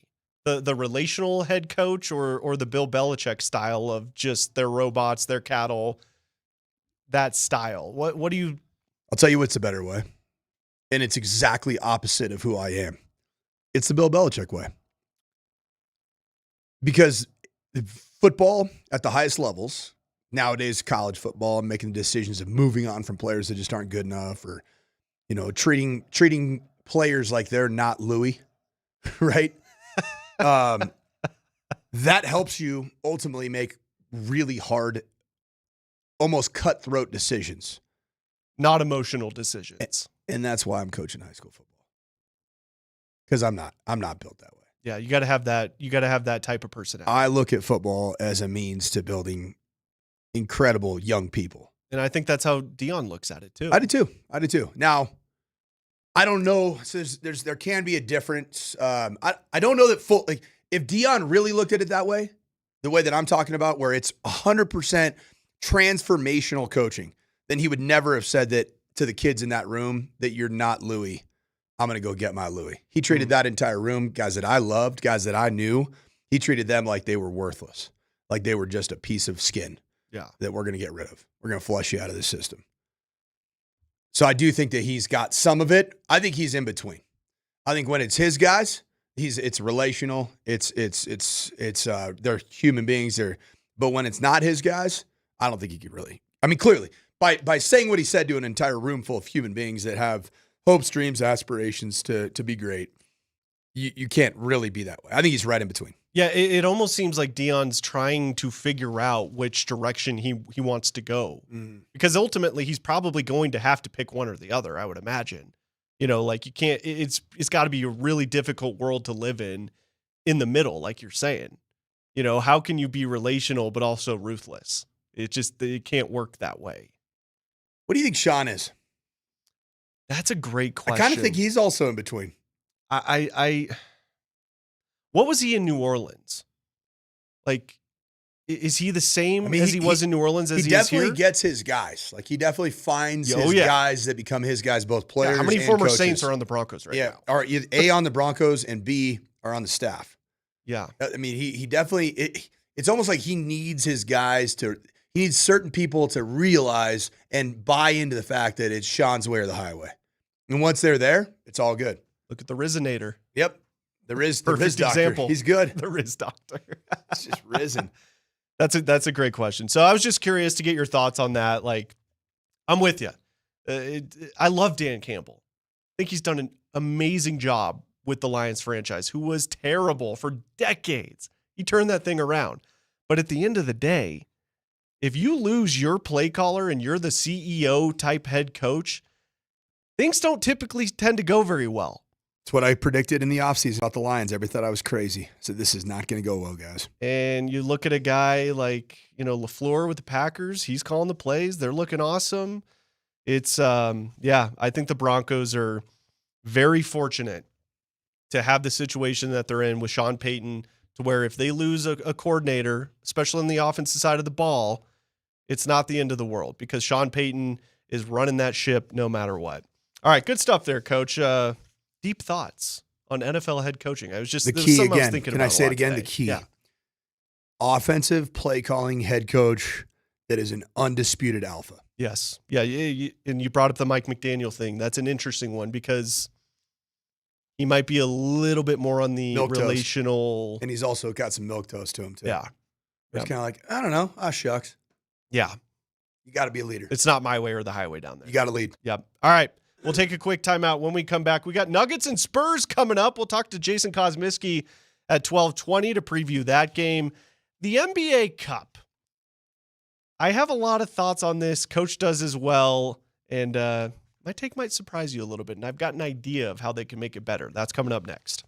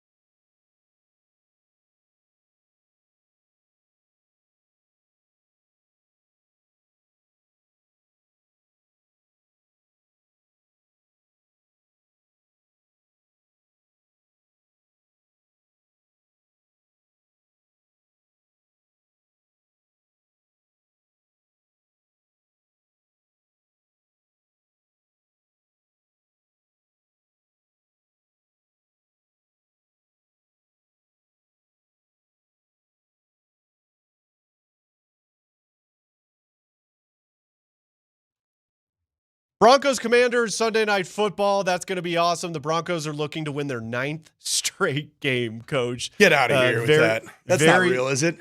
Very winnable game. They should crush the Commanders, man. Their defense is awful. Jaden Daniels isn't playing.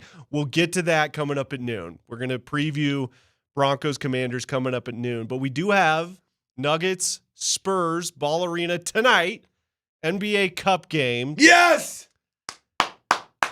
Let me just say this. Inject the NBA Cup into my veins. Okay. I want Emirates in-season tournaments derived from the Premier League and all major soccer organizations across the world. I want them in my bloodstream actively. Let me ask you a question. Do you care more about the NBA Cup games versus just a normal regular season Denver Nuggets basketball game? I absolutely do. What is your incentive for caring more? Because I think the FA Cup in the Premier League across all competitions of English football is a really cool concept. And I think the Europeanization of basketball is ultimately a good thing for the sport. It makes it different. It makes it unique. I think the Four Nations Cup they call it the Four Nations Cup or Four Nations Face-Off. Four Nations Tournament, I think. Whatever it was. I mean, the Four Nations awesome. for hockey it was incredible. I know it's different because that had to do with country, not just club. Right. But there's an added incentive for fans to care more because of country. Correct. And I would say that the NBA, I think that the winner of the NBA Cup should have an incentive in getting a lottery, a possible ball in the lottery. Thank you. That's where I'm going with this. Okay. So here's my problem with the NBA Cup. I'm not anti-NBA Cup per se. I just have a problem with the way they're doing it, with the way they're executing it. I like the idea. I'm fine with Adam Silver and the NBA trying new things. I like it. But the way they're executing it is what I have a problem with. So first of all, I don't think they should have it this early in the season. I think it would be more exciting as you get closer to the playoffs. So even if you had it in like January, early February, sometime around there. Number two, I don't think they should space the games out. I think they should do the tournament just all as one thing. Like, hey, this next 2 weeks or whatever the time frame is, that's when the tournament takes place. I think that adds more excitement to it. I don't like how they space the games out. And my biggest problem with it, there's incentive for the players because they get what, a $500,000 or $1 million if they win. And I know to a guy like Nikola Jokic, that's not much, but the guys at the end of the bench, that matters a lot to them. I get that. My problem with it, my biggest issue, there's no added incentive for me, the fan, to care more about these games. I still care about the games because they count in the standings, right?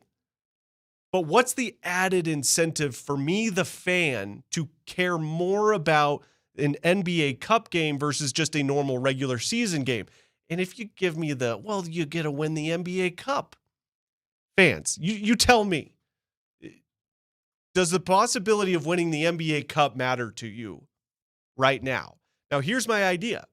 The lottery one is one I've heard. That gives fans an added incentive to care more about the games. The only problem, does that potentially lead to fringe, like 5, 6, 7 players on the roster in between guys that aren't superstars? So the non-Nikola Jokic. But say the Peyton Watson waiting for a deal. Would a Peyton Watson not want to win the NBA Cup if there's a potential for a team like the Nuggets to get a lottery ball and end up drafting potentially as a replacement? Ooh, good point.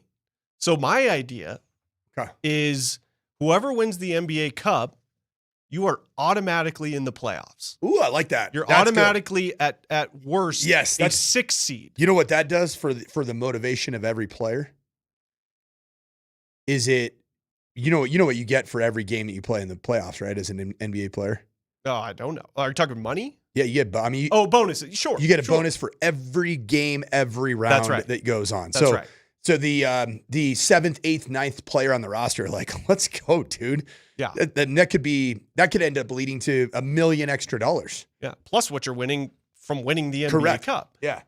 So I would care more about the cup games if that were the case, especially if you're a team that's, possibly on the fringe or the bubble of making the playoffs. And that'd be a reason to do it later in the season, because if you're the 10 seed or whatever, but you win the NBA Cup, you're in the playoffs.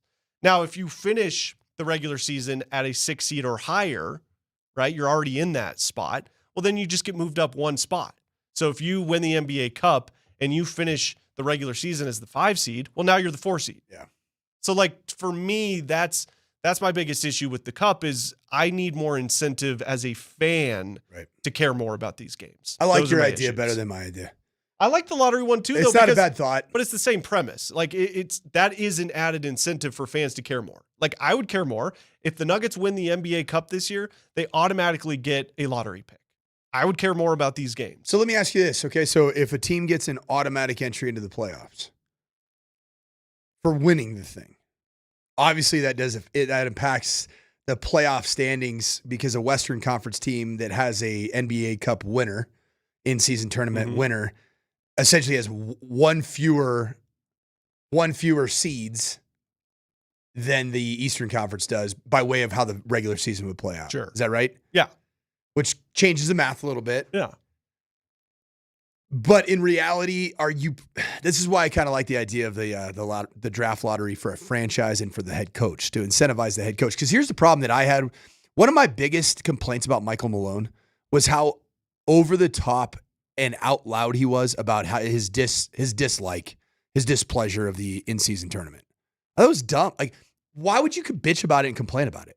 I don't remember what his issues were. He just thought it was stupid. He thought it was dumb. He actually made several statements, whether they were clearly defined or kind of offhanded remarks about this being a kind of a dumb tournament. I mean, I kind of agree with him. Again, but it goes back for me. I probably agree This with is him why for I different like reasons. David Adelman, man. He seems like a guy that does care. He seems like a guy that has a scarf on from his favorite Premier League team, and he's ready for the Emirates in-season tournament, aka I call it the NBA UEFA Cup. Do they do the Euro Soccer League the way they do their tournaments? Do they space it out like the NBA does? It's or do they do it all together? So like the FA Cup, out. So they space it out so for the actual Champions League. The Champions League is almost its own complete season in and of itself during breaks that happen, blah, blah, blah. The FA Cup is really cool because you play as your own club, but you play in a completely different cup standing against small, if you're Arsenal in London, you might play against Wrexham in a game. So it's like Wrexham's nowhere near a Premiership. Who's the lower tier? Yeah. Right. But you play, and so it's a way to galvanize fan bases, and you're doing it as the season goes on. However, different than the NBA in-season tournament is that your wins and losses don't count towards your Premiership wins and losses. Okay, got it. So so I always hear this the term across all competitions, the Arsenal or ... So it would be, I guess, the equivalent of an NBA team playing a Euro team, right, in the tournament. Correct. Well, see, that would be interesting. It would be fun. It would be fun. But is there any added incentives for fans to care more about the European soccer tournaments, though? Yeah, I mean that has so much to do with local bragging rights, and I think it gives opportunities for clubs to have big name players and big brands potentially come into their stadium. Okay. That's a little bit different. Well, that's why I think the Four Nations does work, because those don't even count towards the regular season standing. Correct. So it's well, why would I care? But the genius of what the NHL did was they made it countries. Yep. And I'll tell you what, man, when I was watching those games, America. Oh my goodness. Freedom ain't free. I was rooting hard. These dadgum Canadians, I don't like them one bit. So you're them right. guys up north, they like to put gravy on their French fries. I don't get that. I mean, the country thing is legit, and that is an added incentive for fans. It's bragging rights. You're right. So anyways, that's just kind of my thoughts on the NBA Cup. I like that they're trying new things. I'm not against that. I just think the way they're doing it could be executed better. So that's my hot take on the NBA Cup for you, Coach. All right, we'll hit a timeout. When we come back, Broncos-Commanders. Sunday Night Football. No Jaden Daniels.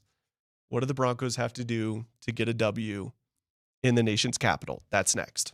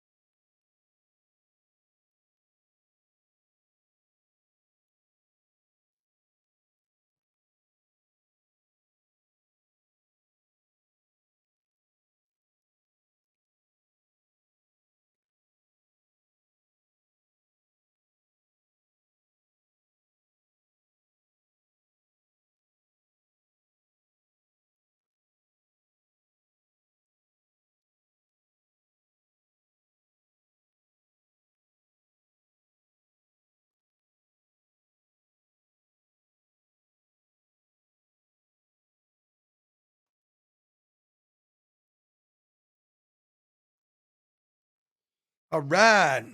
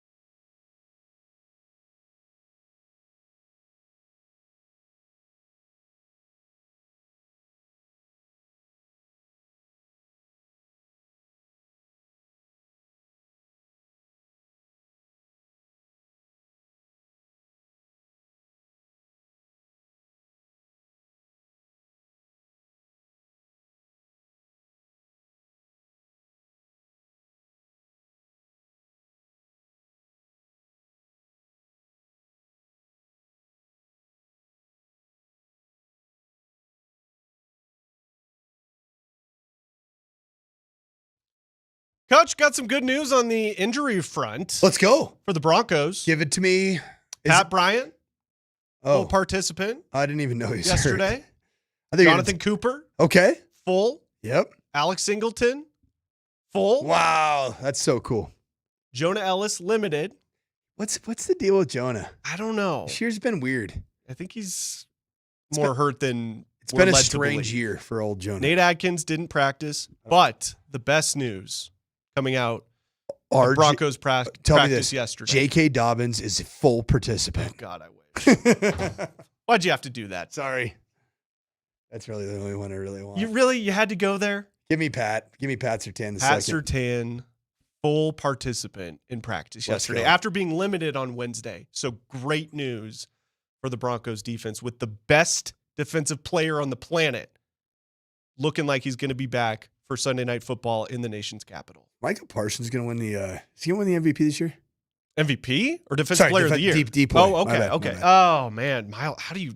Oh. Myles Garrett. But God, their team's so bad. So that's a good question. Like, how much should team record factor in? A little bit. Something. I mean, I think it should. Value should yield some tangible success, should it not? Of course. It's the same thing that goes into the MVP in the NHL and NBA and Major League Baseball, all the sports. It has to factor in. But, like, the dude's going to break the sack record. And he's not going to win Defensive Player of the Year. Myles Garrett's he is minus 1,500 to win it. So he's the favorite. Massive favorite. Second is plus 900 is Micah Parsons. Oh, he's going to win it. But I think Micah last night. Michael Parsons. Oh no, Michael Parson. He went wrong first name and did singular last name as opposed to plural Parsons. That's what I always do with the Mike McDaniel versus Mike McDaniels. Or Josh McDaniels. Josh McDaniel. That's what I'm thinking. Yeah. Josh. Yeah. And then Will Anderson, Nick Bonito are round out your top four. Okay. Where's Nick Bonito at? He's plus 4,500. Wow. Now man. these were before yesterday's games. Yeah, because through week 8 or 9, I think Nick Bonito was leading the odds to win Defensive Player of the Year.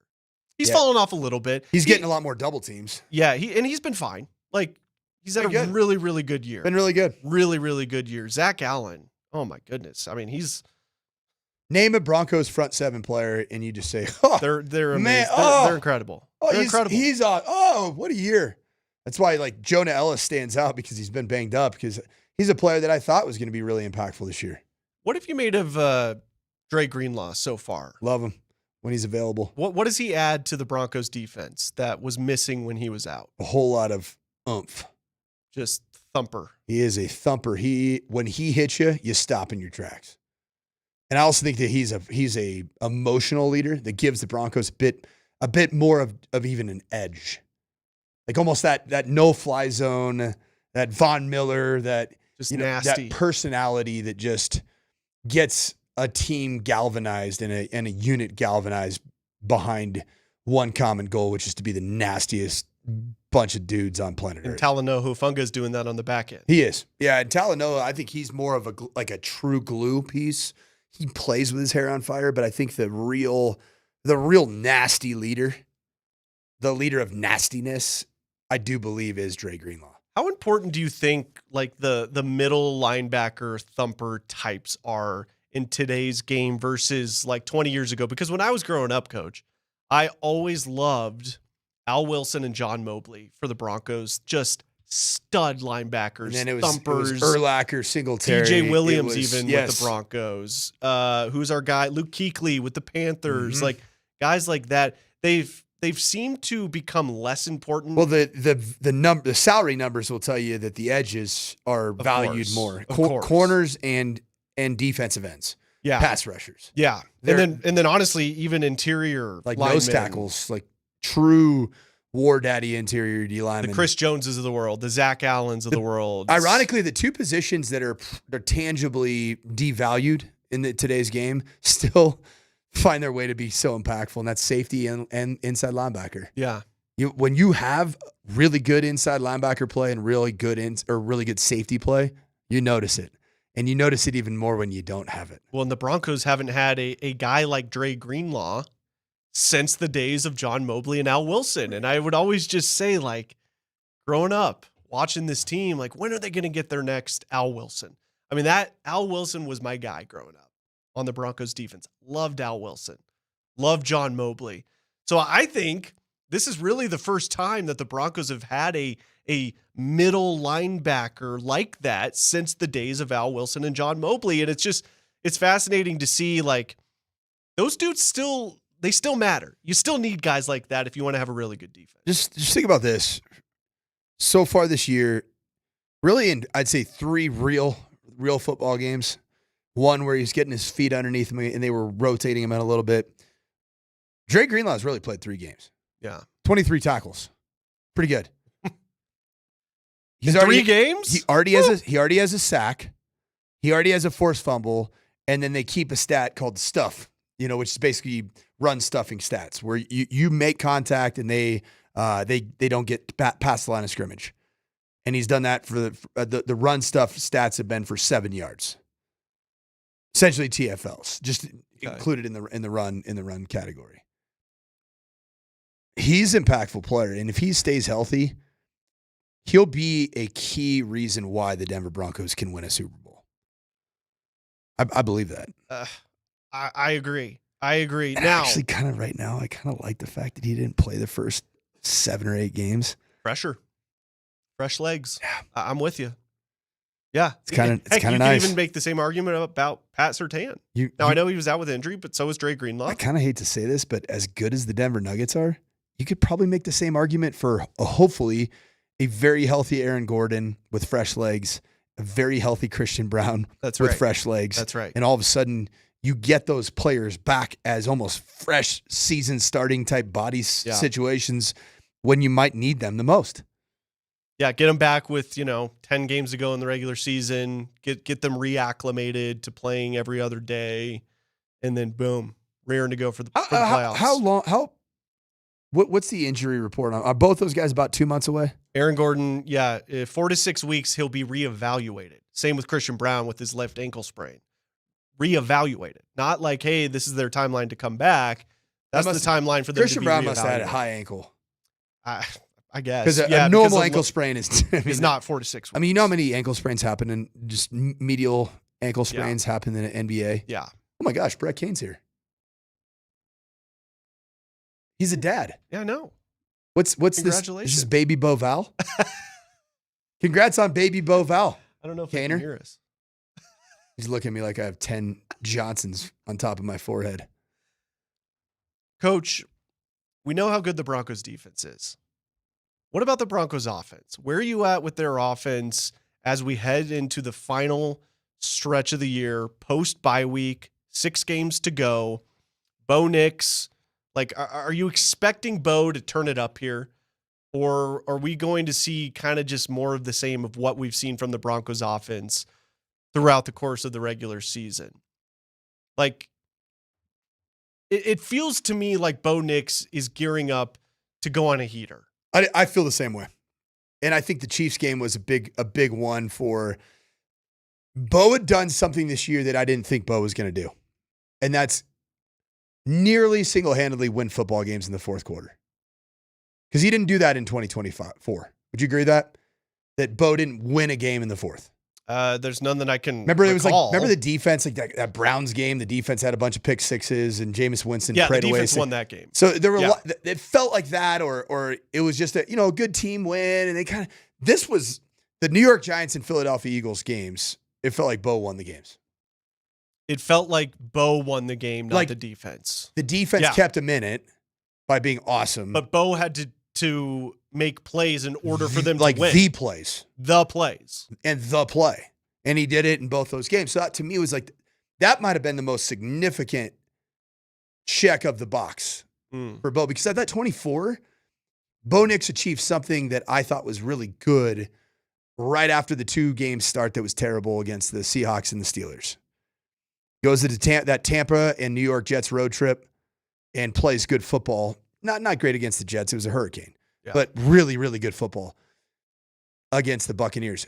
And what I saw is if this defense is otherworldly, we just need Bo Nix to be good. Not elite, not Mahomesian, not Josh Allen at his height, not even nowhere near Lamar Jackson when he's healthy and running around. Should be really good.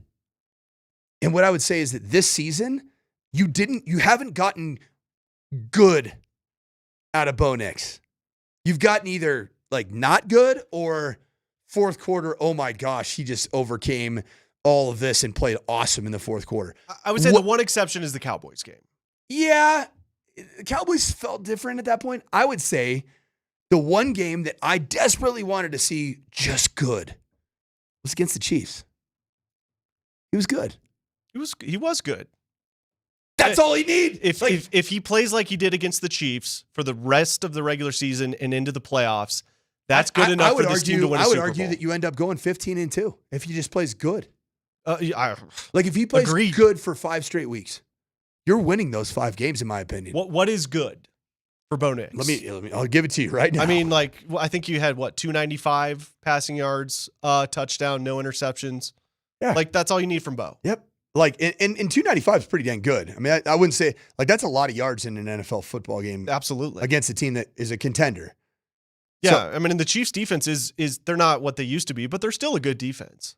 So this is, to me, if there's 2 games that we would say, so I would say there's 2 games that I would point to. 24 of 37 for 64%. 295 yards. Sacked twice, okay. 0 touchdowns, 0 interceptions. Good. That's all they need. And then against Dallas, one of the worst defenses in pro football. Yeah. 19 of 29, okay. 65%. 247 yards, okay. 4 touchdowns, 1 pick, didn't get sacked. Both those games, good. Like the Cowboys game, you could argue from a fantasy football perspective because the touchdowns are there. You could argue that was a great game from Bo. Yeah. I still don't think to the eye test, I don't think he played great. Okay. I think he played good. Okay. And that's all they need to do. All that the Broncos need to get from Bo Nix the rest of the year is good. They can win a Super Bowl with this defense if Bo is good. And Bo can do what he did against Philly and against the Giants. Make plays down the stretch. Win in the fourth quarter. Yeah. All right. That's all you need. There's the formula, everyone. You heard it here first. Just good. Just good. Good. We just need Bo to be good. And if he can be great, awesome. If you can go on a heater down the stretch, don't awesome. even talk about great. We just need good. A heater. All right, we'll preview NBA Cup action tonight. The Spurs coming into town. We'll hear from Nuggets radio play-by-play guy, Jason Kosmiski. He'll preview the game with us coming up next. Kos!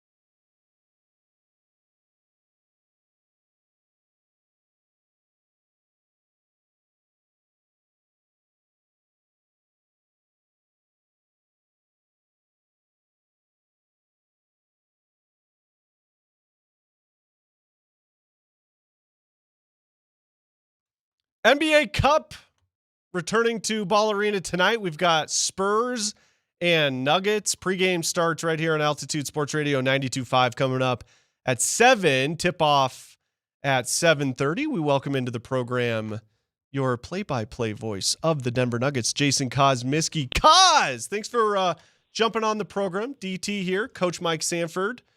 And Kos, I just want to get your thoughts so far on the early Nuggets season. They're 13-4 on the year. I guess my first question would just be, what have you made of the new additions so far in the early NBA season? Tim Hardaway, Bruce Brown, Jonas Valanciunas. What's been the most impressive thing about the new additions to the 2025-26 Denver Nuggets? Yeah, I mean, that's a tough one, right? Because you trade away a 7-footer that shoots 50% from threes, and he's missed 5 games in 2 years. So that was always going to be a tough call. And Michael Porter Jr. is putting up fabulous numbers in Brooklyn. They're not obviously translating to wins, but obviously what that did is it freed everything up for Denver. And I got to be honest with you, man. I got so sick and tired about talking about non-Jokic minutes for the last 5 years. Seriously. And so, yeah, you lose a great player, but, you get depth. And, and our coaches really had no options. When you don't have a bench, you don't have options. And, and I thought Denver was close last year. I mean, they're playing with Aaron Gordon that has one leg.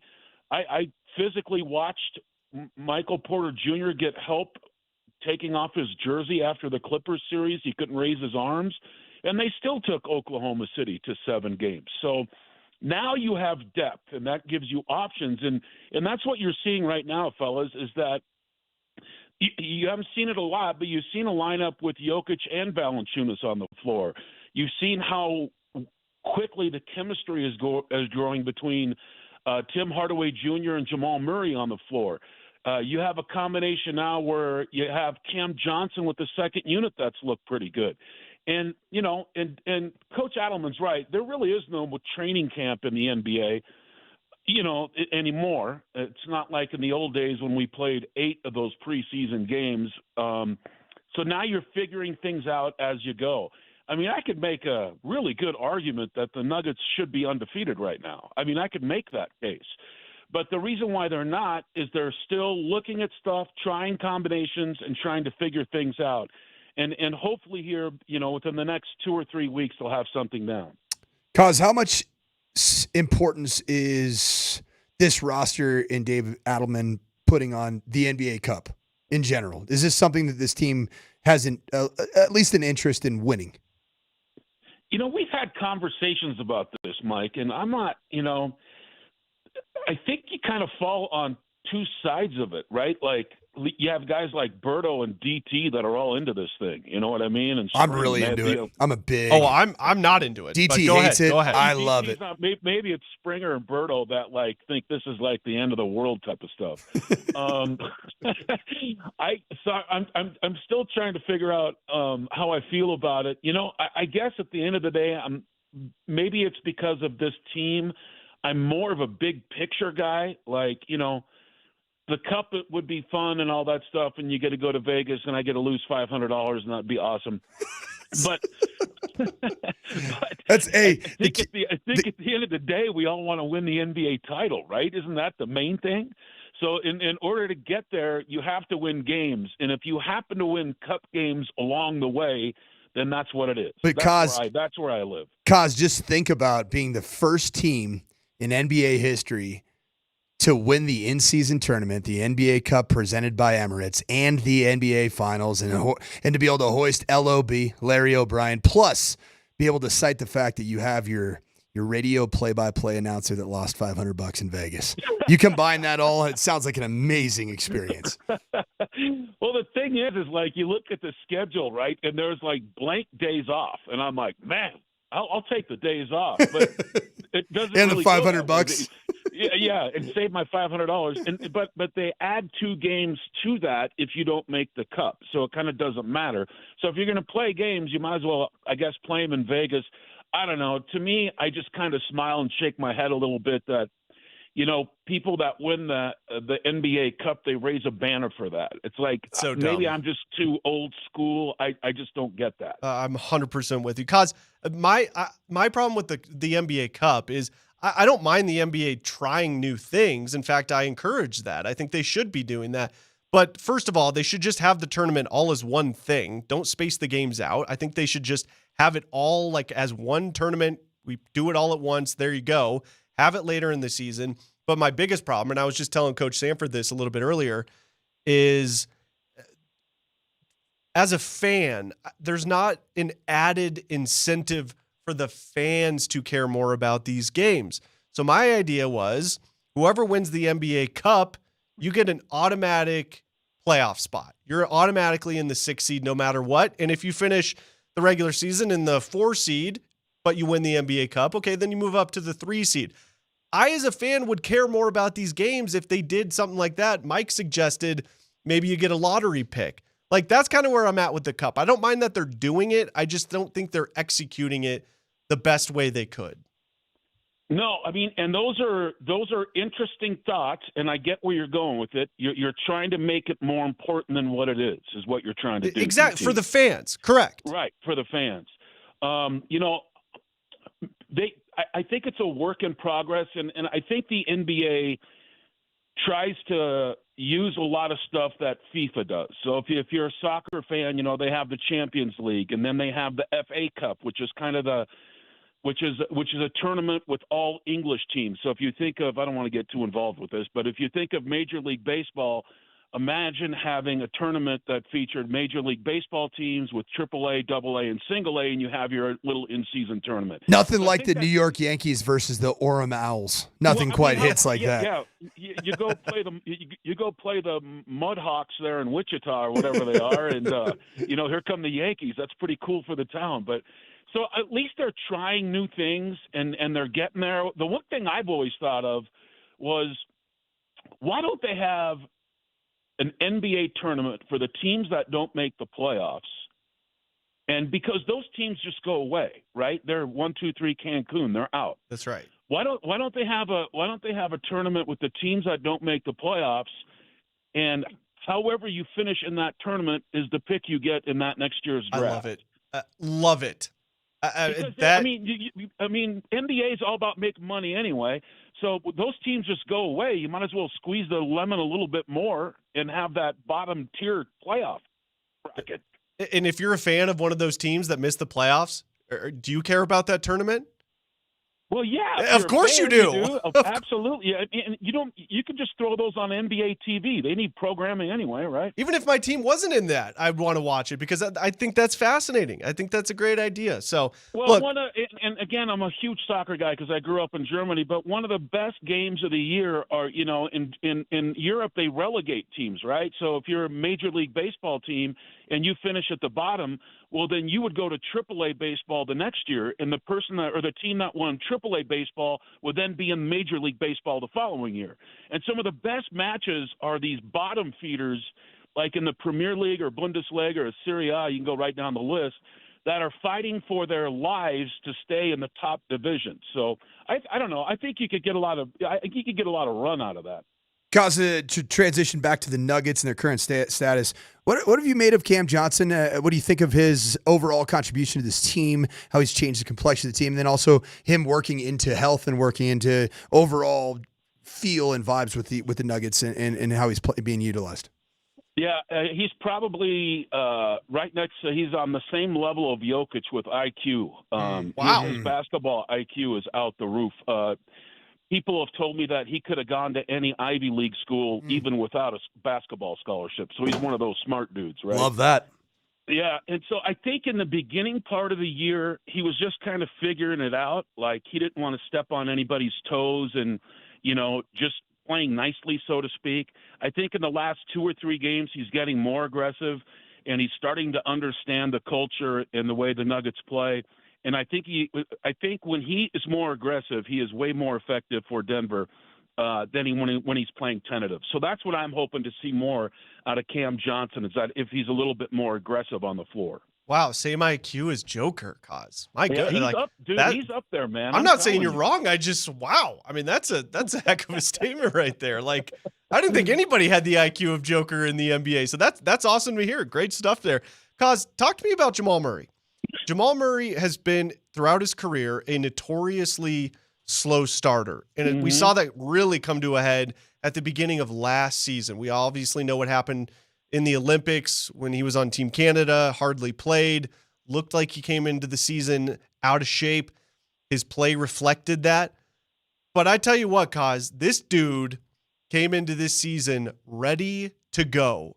What do you think changed with the mindset of Jamal Murray to where he came into this season and just hit the ground running? Because I think he's been fantastic to start the year. And this is easily the best start to a season of his career. What do you think's gone into that with Jamal Murray? I think one of them is that, and he'll never admit this, but I feel I know this is true. I think he wants to be an all-star at some point in his career, right? Yep. And so I think it's bothered him that he's not. I think it bothers him that he keeps hearing, media members saying Joker's never played with an all-star where guys like LeBron James and everybody else has. And I think he wants that's a personal goal for him. And so in order to achieve that, you have to come in guns hot and be good in the, first half of the season, quote unquote, first half of the season. And so I think that's a personal goal for him. But the other part of it is I just think he's such a, he's the engine that runs this team. And nobody knows this offense better than him. I mean, other than Jokic, obviously. But he understands how the system goes. And I think he got more motivation as well when you brought in a bunch of new guys, even though they're veterans. He wants to show them how we do things here in Denver. You know what I mean? So I think he's got a lot of stuff that's really engaging him, and he's just not going through the process as he's done in the last 4 years or so. And you're looking at a player right now that's averaging nearly 3-point makes per game in Jamal Murray, and across the board. What do you make of the Denver Nuggets utilizing the three ball with more efficiency? Whether there's 6 players that have greater than a 36% 3-point shooting percentage. How impactful has the three ball been for this team? Well, that's the funny thing about Denver is they shoot a high percentage because they're in the bottom of attempts of 3-pointers in the NBA. Yet it's a double-edged sword, but they lead in points in the paint. So it's like you can't do them both. You can't be both a paint team, rebound team, a putback team, and then also let it fly from outside like the Boston Celtics do. So you just have to find out what your personality is. The three ball is effective, and when they shoot it at a high percentage, like if they can crack that 40% mark, they almost win every single game. But they just don't take a lot of them, and that's just who they are, and that's fine. Kaz, last one here for you, and appreciate you joining the show. Is Nikola Jokic the best offensive basketball player of all time? I think, you know what, man, somebody's going to hit me up on Twitter. I think by the time it's said and done, I mean, he's about ready to sign a 6-year supermax, right? So I think he's in the conversation of one of the best basketball players of all time. That's where we're heading, I think. Right? I mean, he's probably not there now. But if he keeps doing this, what he's doing for 5 or 6 more years, I mean, how is he not in that conversation? The only titles. argument, exactly. Titles. He's got to get at least one more title, I think, to really enter that. Maybe coach is saying 2 more. If he has 3 titles by the end of it, I think he'll go down with all of the metrics of rebounds, assists, scoring, defensive analytics. I think if he has 3 total titles, he goes down as the best player of all time. Yeah, you're right. He does need more championships. Hopefully we'll get one of those this year. Okay. Good stuff, Kaz. Appreciate it as always. Thanks for jumping on. All right, boys. Call me anytime. All right. There he goes. Jason Kosmiski, everybody. Oh man, that's such a fun conversation. And I've heard a lot of people, Coach, in the national media have started asking the question. I always used to get so angry at the national media because they'd say, oh, Joker's one of the best, passing big men we've ever seen. And I'm sitting there like, It's No. backhanded compliment. He is one of the best passers of all time. Maybe Period. It's Michael. I feel like it's Magic Johnson and him. Maybe Larry Bird, I guess. Maybe you could throw Jason Kidd in there, but like the whole thing of he's one of the best passing big. No. He's one of the best passers to ever play the game of basketball. Period. End of story. He might be the best passer to ever play this game. So it's just little stuff like that drives me nuts when it comes to the national media and Nikola Jokic. But it sounds like they're starting to come around, because I have heard a lot of people talking about not only and good point they're bringing it up, or Kaz bringing it up, because not only the best offensive player ever, is he on track, if he can win a couple more titles, to be the best player ever. That's where we're heading with this. So it's fascinating to see. We're so lucky to get to cover this guy, man. It's a lot of fun. I've never been more mesmerized watching a dude play basketball. It really is like, this sounds weird, but it's almost like a spiritual experience watching him play. You notice it even more inside of Ball Arena, and particularly when you're sitting in the higher, like the nosebleeds, because you get to see his understanding of space and breaking down space. He just has an unbelievable read of the game of basketball. It's like within tight spaces, when he's on the blocks in the post, he can find people that are open that you just don't think a normal human being could find. And then it's also in the big space too, the fast break space. When he's Nikola Jokic franchise quarterback, that's also another piece. Well, I was just going to ask you, who's the Nikola Jokic of NFL quarterbacks when it comes to the Mahomes. Understanding of angles and space and time? And I know that's it's not a popular take today, but I think Patrick Mahomes changed the way that the quarterback position was played, just like Nikola Jokic has changed the way that certainly the big man position is played, but the distribution of the basketball, I think, has changed across the NBA. People are looking for that big that can do it. That's the dude everyone's searching for. And Wemby, he's got a little bit of it, but we won't be seeing him tonight, will he? Yep. All right, great stuff. Nuggets and Spurs coming up at 7:30 tonight. You can hear that game right here on Altitude Sports Radio 92.5. Berto's got your pregame coming up at 7. When we come back, leading you up to Avs and Wild, I've got a question for Coach Mike Sanford. The state of Colorado high school football, where are we at as far as a state and how we're doing as a state with high school football? That's coming up next.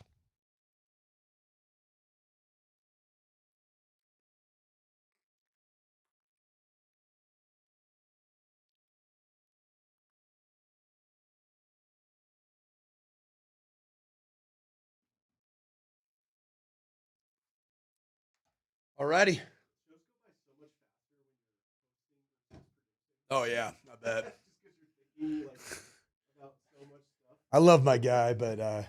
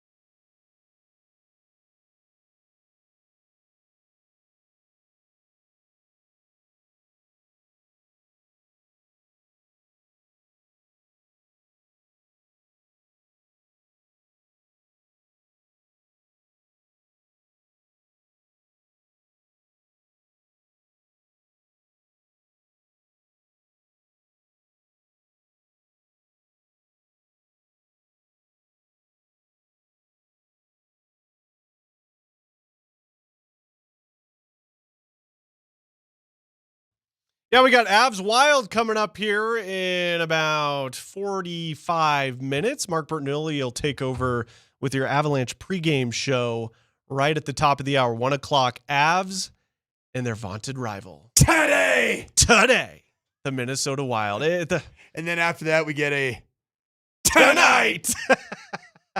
The old double dipperoo that Steve Nelson, our favorite morning producer, the double dipperoo. He's on the nicknames, man. He loves them. He's good at them. Fun day of Colorado sports, huh? Awesome day. Great weekend of Colorado sports. We've got the Buffs finishing their season against Kansas State tomorrow. We've got the Broncos coming up on Sunday Night Football. Coach, the Avalanche are going for their 11th straight win. Stupid. They have the most. The Broncos goals. Are going for what? How many straight wins? 9. The Avs have the most goals in the NHL. They have the least amount of goals given up in the NHL. Is that this good? This team is it good to have the best so offense good. and also the best defense in a professional sports organization? I'd have to look at the analytics on that, but I would venture to guess that's pretty good. How good has the woodshed been? Oh my God, dude! You look back at those trades they made. I think I was in December of last year. I was talking to Connor about this in hour 1. At the time, I liked the trades. They obviously needed to upgrade their goaltending. A year before, I was even more excited about Middlestat than I was. Yeah, I was jersey. I was excited. Well, because he's a Minnesotan, and I moved here from you remember Minnesota. when you bought that, and I was like, oh boy. Yeah, I don't know how long he's going to be here. You're right. You, my friend, were right. That's why you know what's cool though? Yeah. Is I got a vintage Casey Middlestat at Colorado Avalanche jersey now. Hey. Worth a ton. Hey, he who knows? Very, very fine jersey. He might turn into a superstar, and you can sell that. I mean, I was fired up when Netchi was signed. Very, very excited. When he signed his extension? No, when they acquired him. Oh, okay. Just because I love the pace of the player. But what we didn't see from Netchi early on until Brent Burns got to Colorado is we didn't see the assimilation, the full assimilation of Marty Necas that you see now. Yeah, with the full offseason, getting to know the guys. I think he's in now. Yeah. He's in. Yeah. Obviously, financially, he's definitely in. He's a much better player than I assumed when he got here. He can roll, man. He is lightning quick. Fast. He's lightning quick. Because I like that style that the Canes played of just really it was line to line speed. Yeah. And I wouldn't say he was the only player, but I thought he was the face of that style, was how he skates. Mm.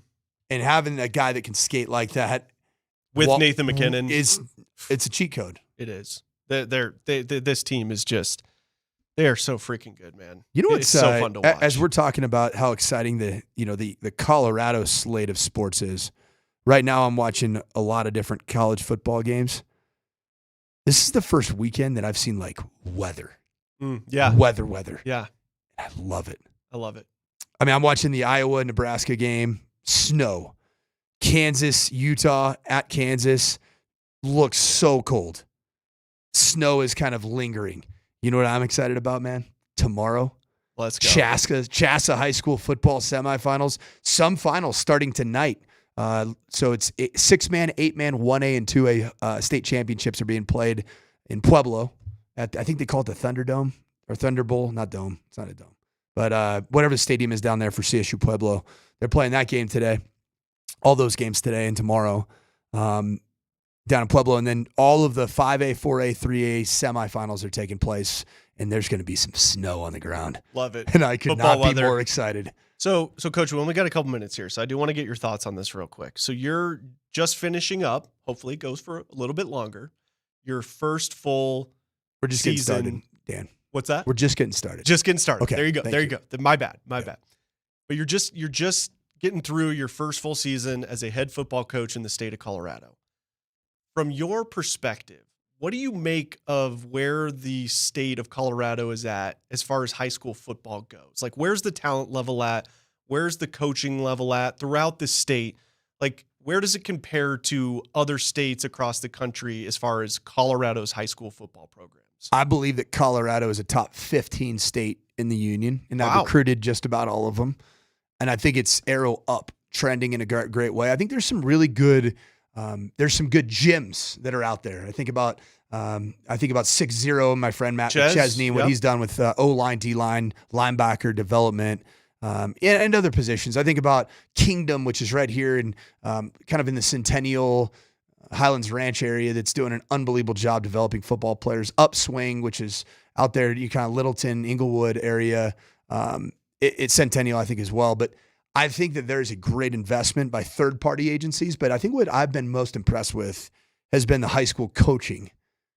This season at Valor Christian, I've been exposed to coaching against Jake Heaps, who runs Elite 11, and we just played against legend. And Russ's guy. He's Russ's. I didn't know that's who that was. Actual quarterback. That was coach. the guy with the office at Dove Valley. He had an office at Dove Valley. Tremendous football mind. Tremendous developer of talent. Garrett Bowles is helping him out as one of the assistant coaches there at Legend.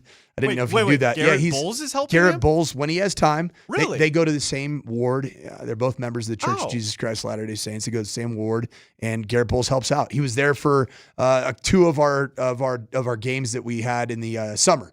Kind of like 7-on-7 type That's stuff. awesome. I didn't know that. Yeah, Garrett Bowles is helping out. Very cool. And then you think about, obviously, the legend, not just in the state of Colorado, but one of the legends in the history of high school football in America is Dave Logan. Yeah. I got a chance to coach against him. I get a chance to coach against him tomorrow in the challenge that puts forward. Tomorrow, when Valor Christian and Cherry play at the Stutler Bowl, there are going to be 20 future Division I players on that field. Wow.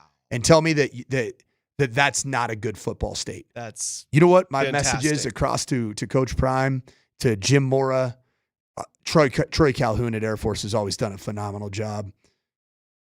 And then, of course, to Ed Lamb, who I think is really circling the state of Colorado and wants to make it his own, which is why Ed Lamb and the Northern Colorado Bears are turning it around. This year winning 4 games when years past they've won 0 or 1, is that you've got to fully commit to recruiting the state of Colorado. Yep. Got to do it. Yep. There's Couldn't agree players. more. There's players to have, and then of course on the other side, I coached against both Jared Yanacito of Ralston Valley, and then Mountain Vista as well with Garrett Looney. They're tremendous coaches. Coach, good luck tomorrow. Can't wait to see what happens. And yeah, Should I go sleeveless tomorrow? Cut off. Yes, you in should. 18 And as a degree Columbine weather? alum, I would like you to beat the crud out of Cherry and Tyler Polumbus's alma. We got to go. Avs-Wild coming up next. Mark Bertinoli takes over. Thank you so much for listening to Altitude Sports Radio 92.5.